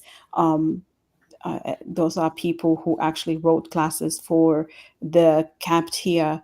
I don't know if anybody knows what CAPTIA is. It's one of the world's largest independent certification institute. So if you want IT certification, you would go through them a lot of times. So anyways, I'm rambling, but I'm saying this to say it's an event. It's a launching for HR and hiring leaders, people in leadership who are looking to really be ahead of the game and be in the loop when it comes down to AI and what other industries are doing within AI and so on and so It's on. an in-person event, yeah. Yeah, it's in-person lunch event on a Saturday, 16th, August 16th. Yeah. Let me play with that. What is the current paradigm with in-person events now? Like, I've worked from home for such a long time. You would have to pay me money to go to the city. Yeah. I think you will do what you need to do for things that are important to you. You know, for me, this is I'm not even necessarily doing it for me, but I will be benefiting so much by just having this event. I will be learning, I will be, listening into real pains and struggles of industry leaders Yeah. within my industry. Well, let's run the room. In-person events, yes or no? I haven't been to an in-person event since COVID, other than seeing a band in the city. We're going to AC/DC soon. We're so excited. But, other than seeing a band, I haven't been into the city for 5 years because there's no reason to go. But what do you think, America? Would you go to an in-person event on a Saturday? This is what I'm trying to understand. That's the first pain point, an in-person event. Would you go? Is there a value proposition there? In person would have to be a very compelling either entertainment factor. On a weekend, I wouldn't attend a business event. But it would have to be very compelling to draw me to get in the car or hop on public transit and get somewhere physically. What would you consider to be very appealing to you? Like in the sense of like what would really grab your attention to want to attend it? So the last in-person event that I attended was a 2-day conference, customer experience conference, and it was more about what was included in the lineup. So there was big tech companies talking about the subject matter, and it was an opportunity to network with like-minded professionals. So it that's what interested me. So when I say compelling, it has to be inside my wheelhouse or Correct. for me to go out. If someone said, "Hey, would you come out to a networking event?" It is an industry that I'm not aligned with, or an industry that I know very little about. But it was still offered to me, "Hey, this is a great opportunity to network and meet industry leaders." But if it's an industry I know nothing about, what am I going to do? How am I going to converse? And how am I going to be considered?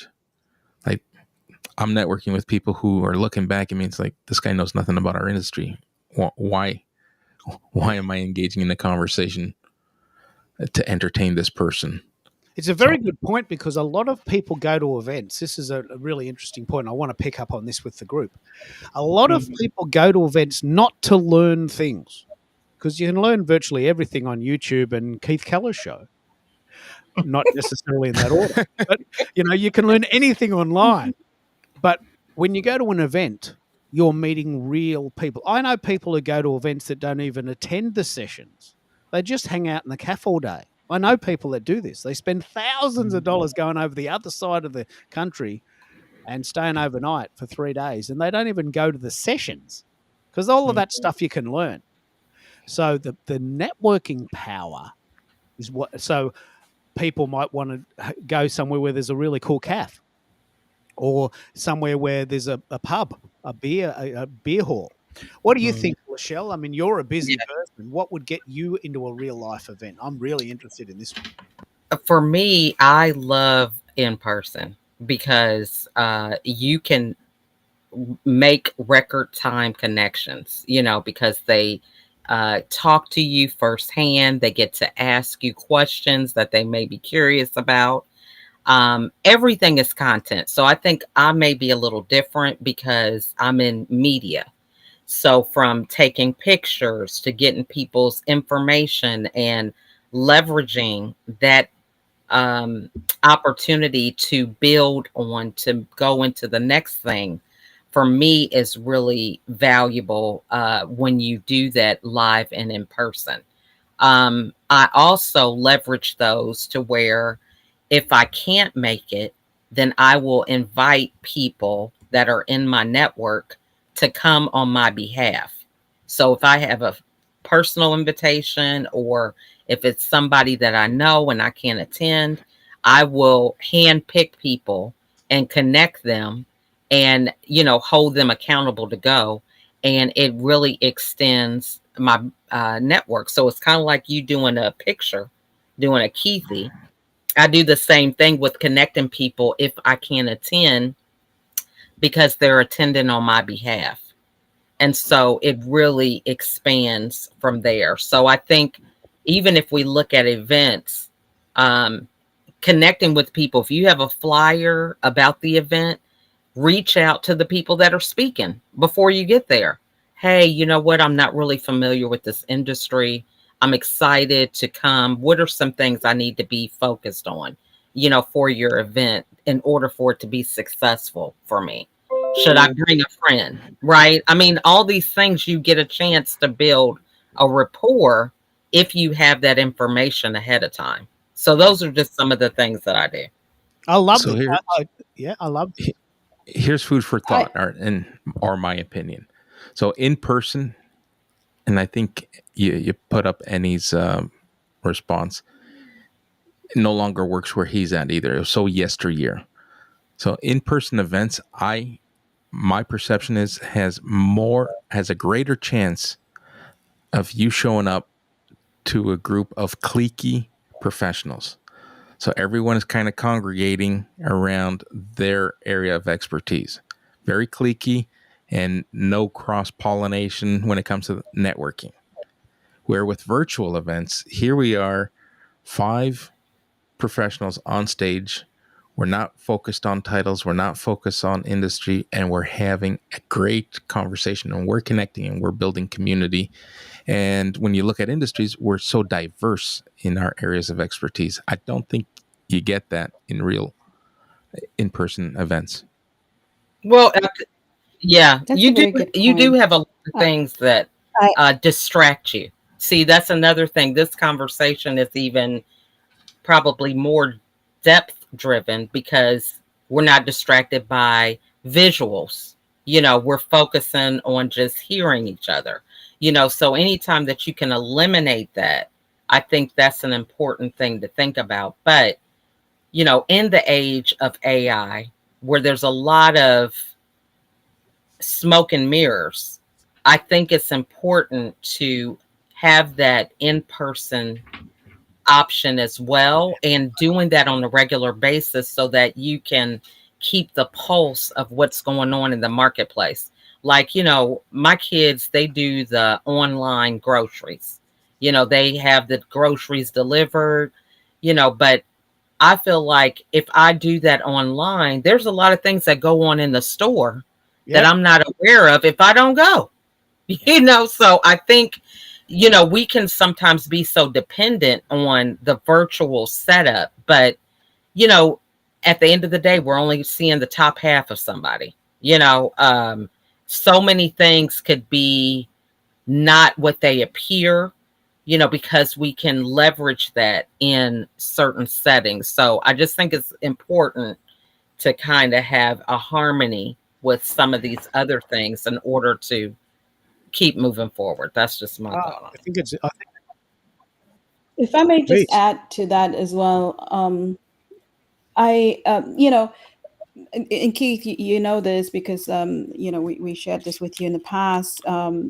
When I was I had a few in-person events that I organized, and one of them was in collaboration with Martha and another person in the Houston area.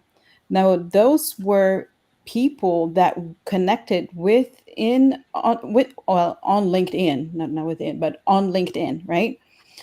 Through different platforms and audio rooms. Keith, not Kenneth, sorry, not Keith. Kenneth did not join us. I see you, Kenneth, down there. He did not join us at that time. I'm going to call him out. But that was one. And then we had another one in Washington, D.C., which was also very nice and successful. And again, folks that actually met on LinkedIn then met in person, and I organized that up in DC. Um, there are plans for Dallas as well. However, I don't know if it's going to be necessarily LinkedIn only. But I guess after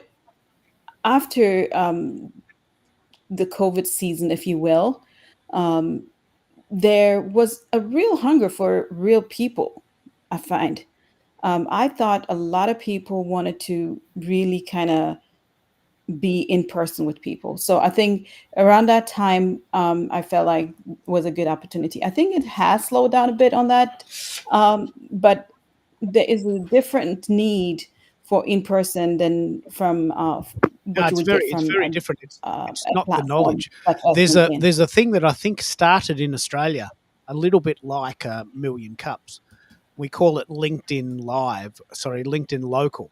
Do you have a LinkedIn Local in your town? LinkedIn Local. Have you heard of this phrase?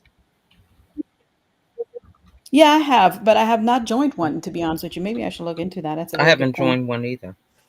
Have you heard of Yeah, I mean, I'm aware of them, but I just never it? So looked into the someone, a Dallas very area. cool Aussie in a very small town, I think called Coffs Harbour, said, wouldn't it be good if we can collaborate with all of the people that are already on LinkedIn but live in this city? Someone said, "What? Geez, that's a very cool idea. Geez, that's a cool idea. Let's call it LinkedIn Local." Do you have this, Americo? I know you got to go. Do you want to jump in and just give us a wrap up of, is this a thing that's in Canada? Have you heard of this phrase? LinkedIn Bobby Local. Umar,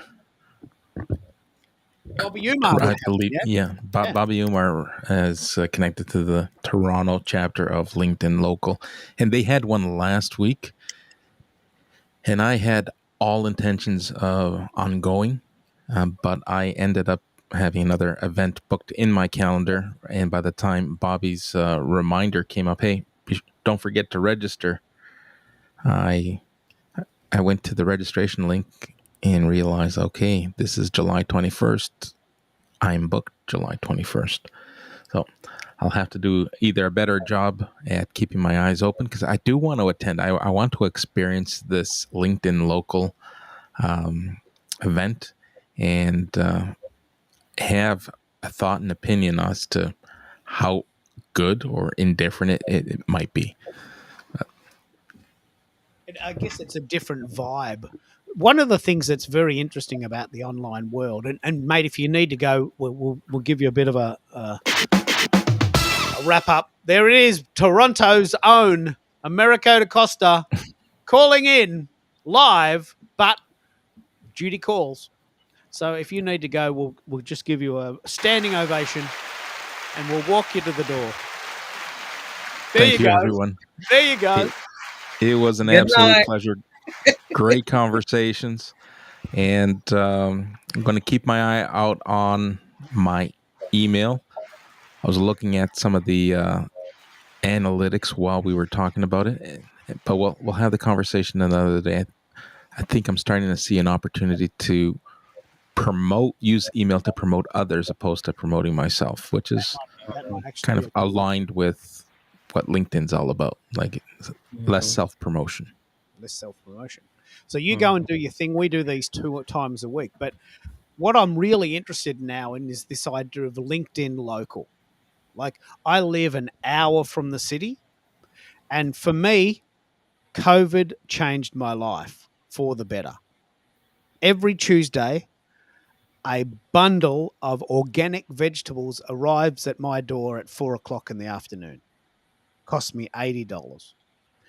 I could go to a shop and buy those, but not for $80, because 150 other people also get this box, and they collectively buy them from the local farmers.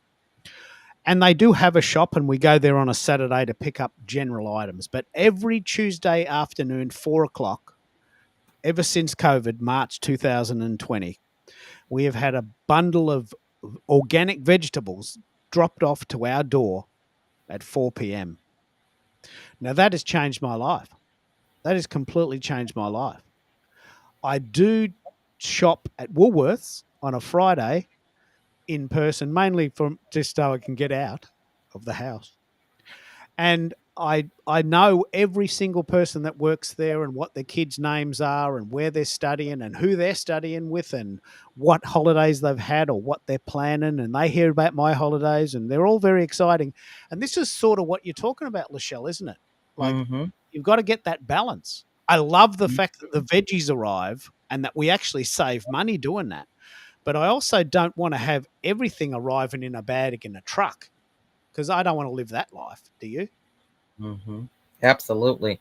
And I love that whole thing. Now, did you start being a vegetarian during COVID, or were you always a vegetarian? No, I can proudly say that I haven't eaten an animal this century. Oh, that's awesome. Yeah, I've been one for like 9 years now.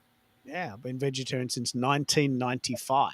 So yeah, that just sort of, that shop existed before, but we weren't sort of taking part, and we went into lockdown in 2020, and so we haven't rescinded that.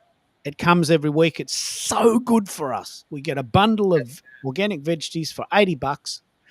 It's enough for a week for 2 people, and that's good. That's changed my life. So what's happened with the online world, and it is a bit of a trap. We can do almost everything online. Now, if that's the truth, why even leave the house? Good question. It's specifically a good question because, and I'll tell you this because we're friends, I actually set aside a day, Thursdays, to remind myself to leave the house, because I can live my whole life sitting in this chair. But do I want that life?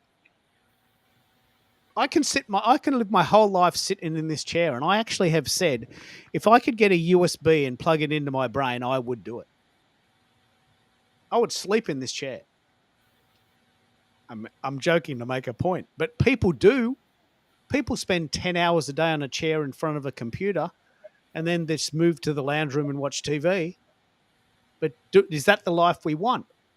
So an in-person event gives us an opportunity to reconnect with real people again. Perhaps we've forgotten that. I don't know. What do you think, Lachelle? This is sort of where you're going with this, isn't it? Absolutely. And I think that's a very important point because, convenience can really put us in prison. Okay. Your convenience of having everything on your cell phone, but you're a nervous wreck if you leave the house without it. You know what I mean? It's like these things that seem to be like modern conveniences really make it where we get into this hypnotic rhythm. That's a phrase from Napoleon Hill's book, Outwitting the Devil, to where we get in these states where we're not thinking and we're subliminally being controlled by what people choose to put in front of us.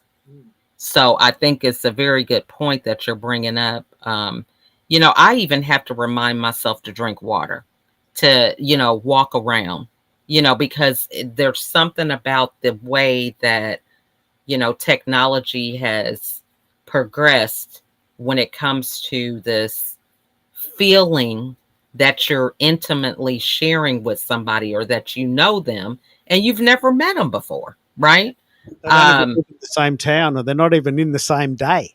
Exactly. So, yeah. I mean, I might as well be on Mars. I could be on Mars. And in fact, when we go to Mars, I'll probably be the first person to run shows there, because that's just who I'm going to be. But look, I have a gadget. I have a smartwatch, and every 10 minutes it little dings me to go, you want to have a rest? Is it time to get up, Keith? You want to have a walk around? It reminds me to be a person. Do you want to just get up out of the chair and walk around for 2 minutes? Okay, no worries. Thank you. It has to remind me, right? Because we forget, right? So isn't that funny? Isn't it funny? Yeah. My daughter wants to say hello. Hello? Hey, Keith. Hello? Say it louder so we can hear you. Hey, hey, Keith. Have you been learning Australian? No, I've been learning Japanese. Okay. Spanish. So what are some common phrases that you might use in your local area? Common phrases. So you're hanging with the girls, chilling with the boys, going to school. Chilling. Oh, like to say hey to somebody, be like, "What's up?" or "That's What's cool." Yeah, what's up? Okay, so how an Australian would say "what's up" is, "How you doing? How you going? How you going, mate? How you going, mate?" That's actually a real thing. Like we just didn't make that up. How you going, mate? That's an Australian's way of saying "what's up." Mm-hmm. How you going, mate? Want to go to the pub? Can I shout you a beer?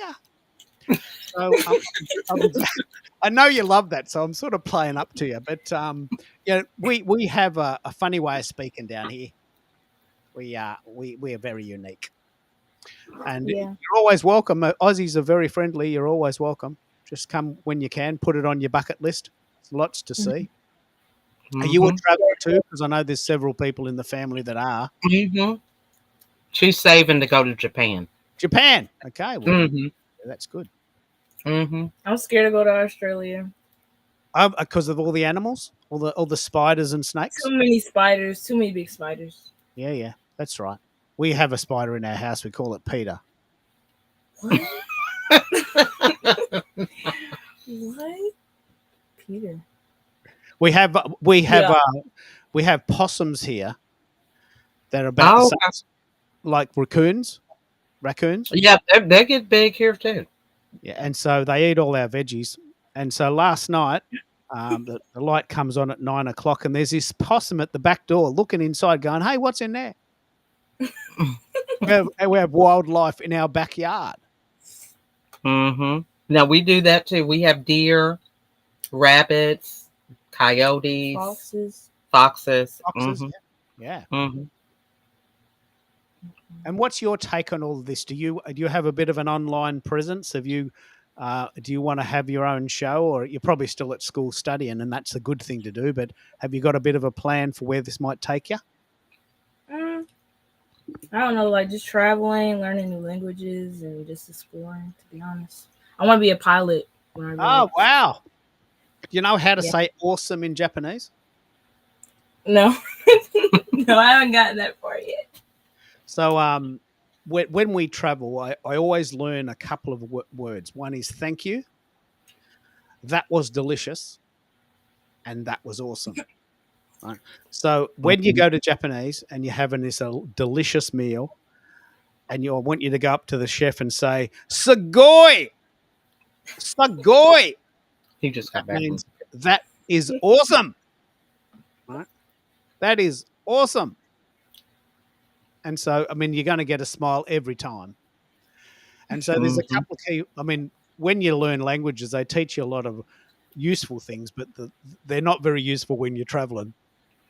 You know? Yeah. So I always learn the cheats. That was delicious. Where is the toilet? And do you have anything vegetarian? And usually, Yeah, he's vegetarian. Yeah, Mom. Oh, yeah, y'all both vegetarians. I didn't know that you were vegetarian. yeah, that's amazing. And what are you studying at school? What are your subjects? What's your thing? I just got my schedule today, but I'm in honors Spanish. Spanish? But, Okay, wow. Yeah. I'm trying to learn multiple languages, so when I travel, I know what they're saying. No, that's isn't that clever, Lachelle? Yeah, like mum, like daughter. But I don't want them to know that I know their language, though. Oh, wow. Wow. So you can sort of secretly sit on the bus and just listen to everyone else's conversations. Yeah. Yeah, that's good. That's pretty cool. Well, you know, when we went to Aruba, well, she didn't go, but her older brother, they have to speak 5 languages. 4 to 5 languages is a necessity, you know, with part of their school. So I just think it's amazing how, you know, I guess here in America, we would be considered slackers in that area, you know, because everybody accommodates English for the most part. But I think it's amazing to be able to talk in different cultures, dialect. Oh, it's unique. I can't do it. I'm pretty lazy when it comes to. I can speak English, and I can speak Australian. So I can teach you to speak Australian, but we don't have to because we are isolated from the rest of the world. It takes 14 hours to get from Australia to the US. Yeah. 14 hours. And then the time difference already, you know, our son and daughter-in-law and our grandkids, they lived there for, how long were they there? Like 2 months? Ooh. Brendan and them, when they went to go. Yeah, they were there for like 3 months, I think. Yeah, I think they went to Melbourne and do you remember all the places they went? I think they were in Melbourne, actually. Yeah. Wow. In your neck of the woods. You could have done a key. They loved it. Yeah, they loved it. They did not want to leave, really. We're pretty friendly because we're so far away. We are a little bit of a sort of we are an island, but we are also we sort of very self-contained. We don't sort of get involved in the politics of the rest of the world. We're not subjected to the sort of heaviness. You can, I mean, of course, the news is on the TV if you want to watch it, but we have our own culture, we have our own way of doing things, and we're all very communal. We're very community driven. Yeah, and so that's probably what you're noticing there. Yeah. Now and then, is it winter there? That's what I was. Oh yeah. It's winter there, ain't it? Yeah, I know. Actually, I kind of know their seasons because I watch a lot of Australian YouTubers. Yeah. Who are you watching? Who do you like? I watch like It's different people, but like I watch people who play games, people who like do lifestyle stuff too. Okay. Yeah. Some Australian influences. Yeah. I like a lot of British English and stuff like that. I like that type of accents. I wish I was that person or something. Have that accent like how y'all do. I just think it's so cool. Like I don't know. It's not so cool here though, because I talk to my neighbour and he sounds like me. Yeah, I have like a proper accent. Like I don't know. I don't know how to explain it. I listen to you and I go, wow, that is such a funky accent. I mean, come on, I'm so into that. But you just talk like all the kids at school, right? Everyone at school talks the same. Mm-hmm. Yeah. So if I went there, I would stand out. And if you Mm. came here, you would stand out. But when I went to school, I was just another kid at school. Mm-hmm. And I love other accents like the English accent or the Eastern European accent, or these very funky accents that are impossible to replicate. But yeah, the world is a big place, and as I said, we're 14 hours away. Yeah. 14. Have you inspired your kids to follow in your footsteps, Lachelle? Do they have their own shows or their blogs, or do they do content too, or are some of them at different places in that realm? Yeah, some of them they do Yeah, Taylor. yeah, Taylor does YouTube, and then you've seen, I've sent you some of her videos, the one Yeah. that went to Japan. She traveled. I have a couple of them that do YouTube, and then they pursue the creative arts. I have an actress, then I have two that do music. I just am passionate about them being able to follow their own plan, and not feel like they have to do what the other one did. I think them being able to see what I do gives them the confidence to pursue whatever they want and not be worried about what other people think. Leading by example, yeah. Mm-hmm. That's very good. It's very good. Yeah, but Faith, now see, she'll have this conversation with you, but she will not be on camera. Yep. And she doesn't like to take pictures, but she'll have this conversation with you. Now, some of my other kids are different. They don't mind being on camera. It depends. If it's like real life, then that's okay. But if it's like on camera, because I'd be looking crazy when she be having the video calls and stuff, so I don't be saying. I don't really be showing my face. Mm-hmm. I've got to learn now to speak Atlantan. Lantern? Lantern. He's saying Atlanta. Oh. You guys are doing something crazy down there. I can't do it. You should see me. I'm doing something real crazy. Yeah. When I went to my grandma's house, she couldn't understand me because she said I have a thick Atlanta accent. I was like, "What?" I was like, "What are you talking about?" Yeah. Mm-hmm. I play this game when I travel. I almost never get it right. I try to guess where the person's from. Mm-hmm. And on Saturday night, we went out for dinner and I saw this person. I said, "I'm trying to guess your accent. Is it Dutch? Are you from the Netherlands?" She goes, "Yes." And I was so excited. I grabbed my wife and I said, "See, I get it right sometimes." Mm-hmm. Because accents are very subtle. Yeah. You could travel around the whole of Australia and you probably wouldn't be able to tell where we're from. Mm-hmm. Because we all sound quite similar. Yeah. Yeah. Whereas if I went to New York, maybe that would be different than a LA accent or a Canadian accent, or if I went somewhere like Mexico, which is not that far away relatively. Right. Very different accent. Bears talks different to you. Yes. Mm-hmm. Very true. But from the same town. Mm-hmm. Yeah. It's very cultural. True. Yeah. Very, very fascinating. Mm-hmm. Do a whole show on that. We're actually doing a show on YouTube soon. You're very welcome to join us on that if you want. You don't have to go on camera. We only put our little faces on and our little speech bubble, so you can come on that. Do you watch YouTube a lot? Yeah, I watch YouTube a lot. That might be a good thing. She's in the 8th grade, so Yeah, being able to hear from an 8th grade perspective might be kind of fun. I'm trying to expand my horizon with the languages. So Have you heard much about the generations? Like Yeah. you are now what we call Generation Alpha. I don't know if you've heard this phrase. no, Generation Z. I'm Gen Z. If you're in the 8th grade, you're what, 15? No, I might turn 14. Yeah. So this is really quite fascinating, Lachelle. We Mhm. are right on the cusp.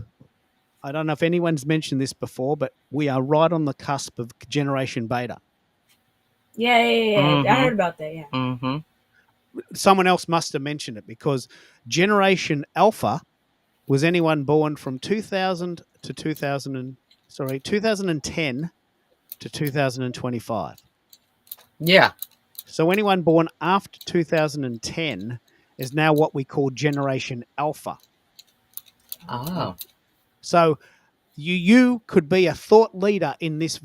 I'm guessing. Can I put words in your mouth? Were you born in 2010? 11. 11.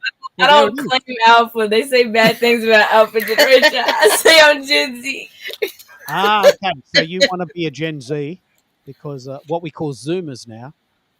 Zoomers. So a Zoomer is someone born loosely between about 2000 and 2012, loosely. Oh yeah. So you could fall into the Zoomer, because it's a mindset. I'm a Gen X, someone born between 46 and 64. Actually, no, that's not true. 64 and 78. So we think differently. We grew up with technology you've never seen. We had cassette players and TVs that didn't record. Oh, I know what those are. And telephones you had to dial with your finger. Remember those? Yeah. Or the ones that you had to like press and then circle it around. That's what he's talking about. The rotary phone. That's what it's phones, right? Now at that time, this was the cutting edge. Man, you've got a rotary phone. Got a phone. Right. It's true. Then when it got to be a cordless phone, that was a big deal. But one of the just having this conversation, I think it's interesting because my kids have come into the span of different things. And so it's amazing how I think it's helped the younger ones because they've been exposed to things like we'll have things around the house and they're like, what is this? Or pictures about things, and they have a different level of understanding than other kids who might not have been exposed to that. I mean, just for instance, the on-demand culture, which obviously anyone born after 2000 would expect now. In the 80s when I started my first job, I remember being late from work and missing my favorite show. Yeah. Because in the 80s, you couldn't record TV. You had to watch it live or miss it. Yeah. This is in the 80s. Things like Back to the Future and Family, all these really cool shows that were very good then. But I remember thinking in the 80s, someone is going to invent a gadget that allows me to record the TV. Yeah. Yeah. I remember thinking that because I was so angry that I missed my show. and so then someone invented the video recorder. Now, if you're born after 2000, you'd think, well, what do you mean? Just watch Netflix. Yeah. But Netflix wasn't invented in 1980. We didn't have so this is why you are, if you want to own this, you could become a thought leader for Generation Alpha. I think this is the first time I've ever had a real chat to someone from Generation Alpha. You would think differently than Gen Z or the millennials, and you probably think different to your sisters, yeah? Mm-hmm. Have you noticed this, Lachelle, that some of the older sisters would think differently than the younger children? Absolutely. Absolutely. Not Yeah. much different. I can comprehend it. She says not much different. She can comprehend better, she thinks. Yeah, but I think you could see they- wisdom and play out, I Yeah. mean, to be able to see what worked for somebody and be able to talk to them and ask them why, or even hear from me, why did they get in trouble with that? What were they doing? What were they thinking? They get more intel if they're focused. I need more details than just the bare minimum. I need to understand it fully to grasp it. You're an investigator. That makes sense. Yeah. Yeah, you're an investigator. That's good. That's a good skill. But Okay. some would call me instigator. But Oh, I don't really claim that. But Yeah. that's what some would call me. You're at a very exciting age because you're starting to think of what's possible, and it's very exciting for us.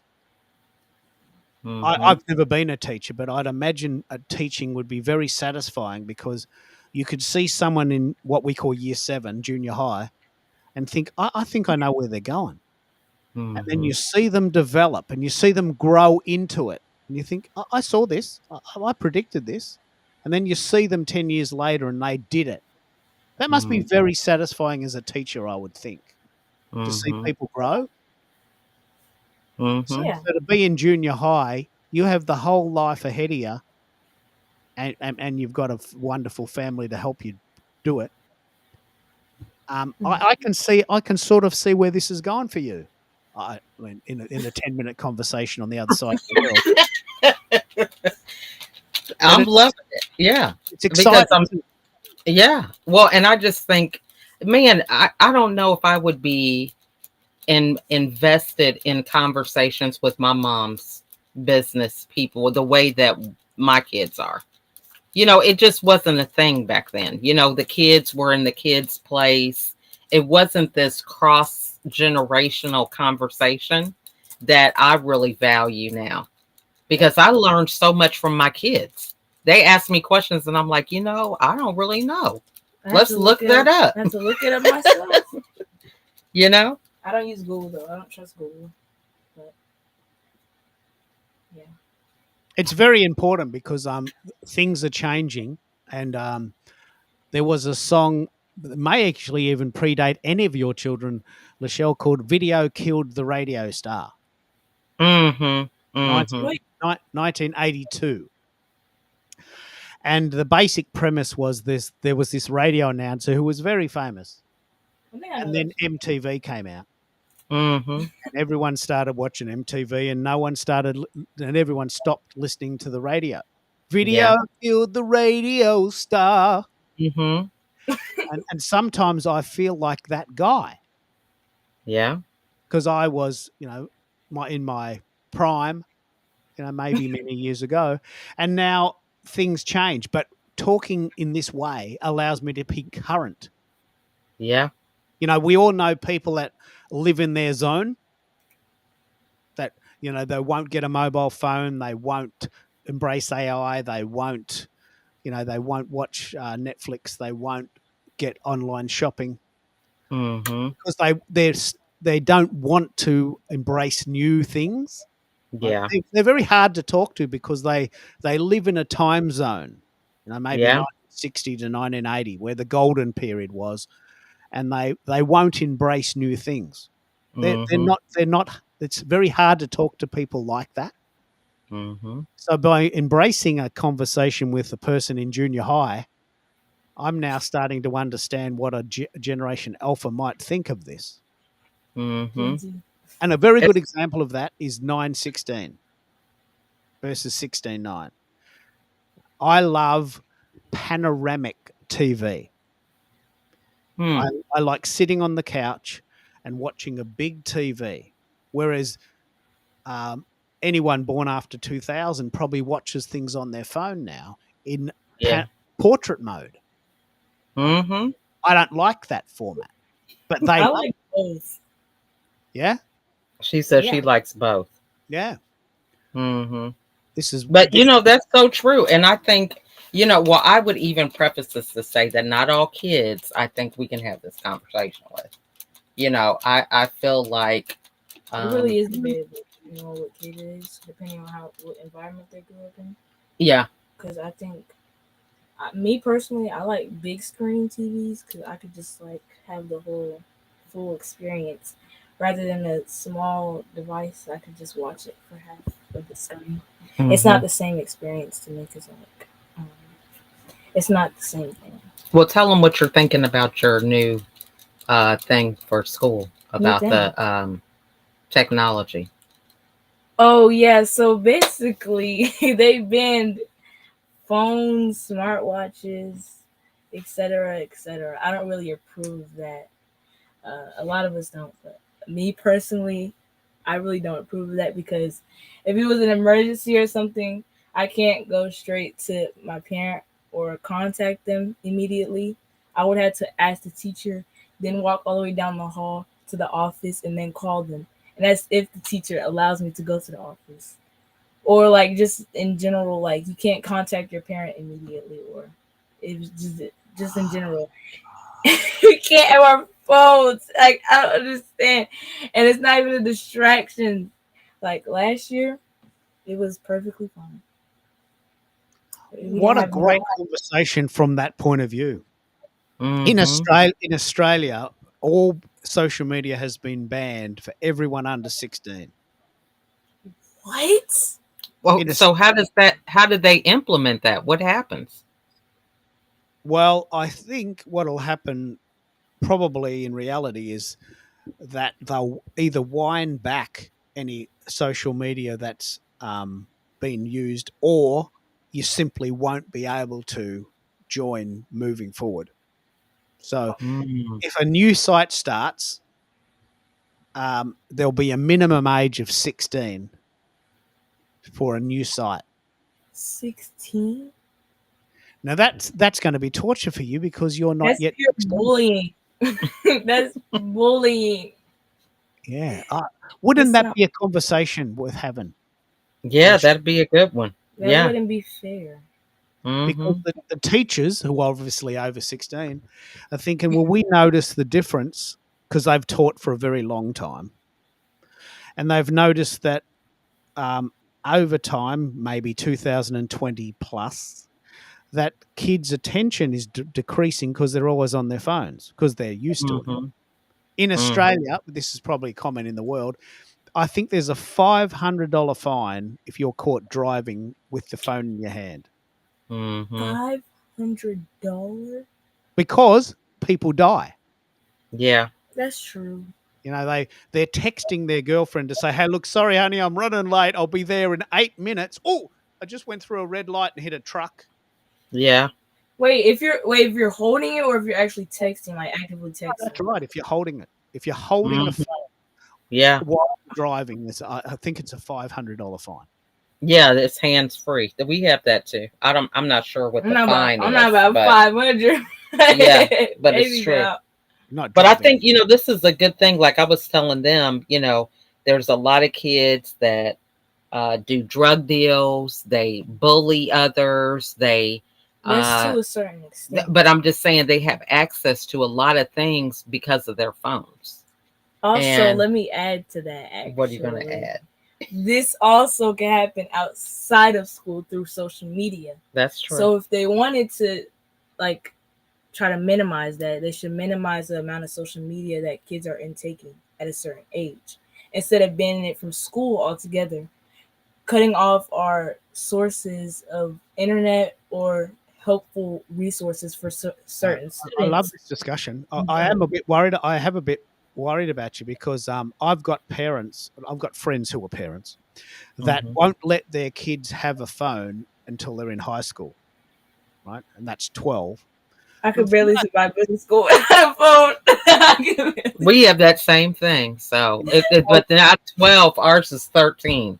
Yeah, So okay. she's only had her phone for a year, and now it's going to be taken away. Half a year, not even a year. It's barely been 6 months. But for you, it's torture, isn't it?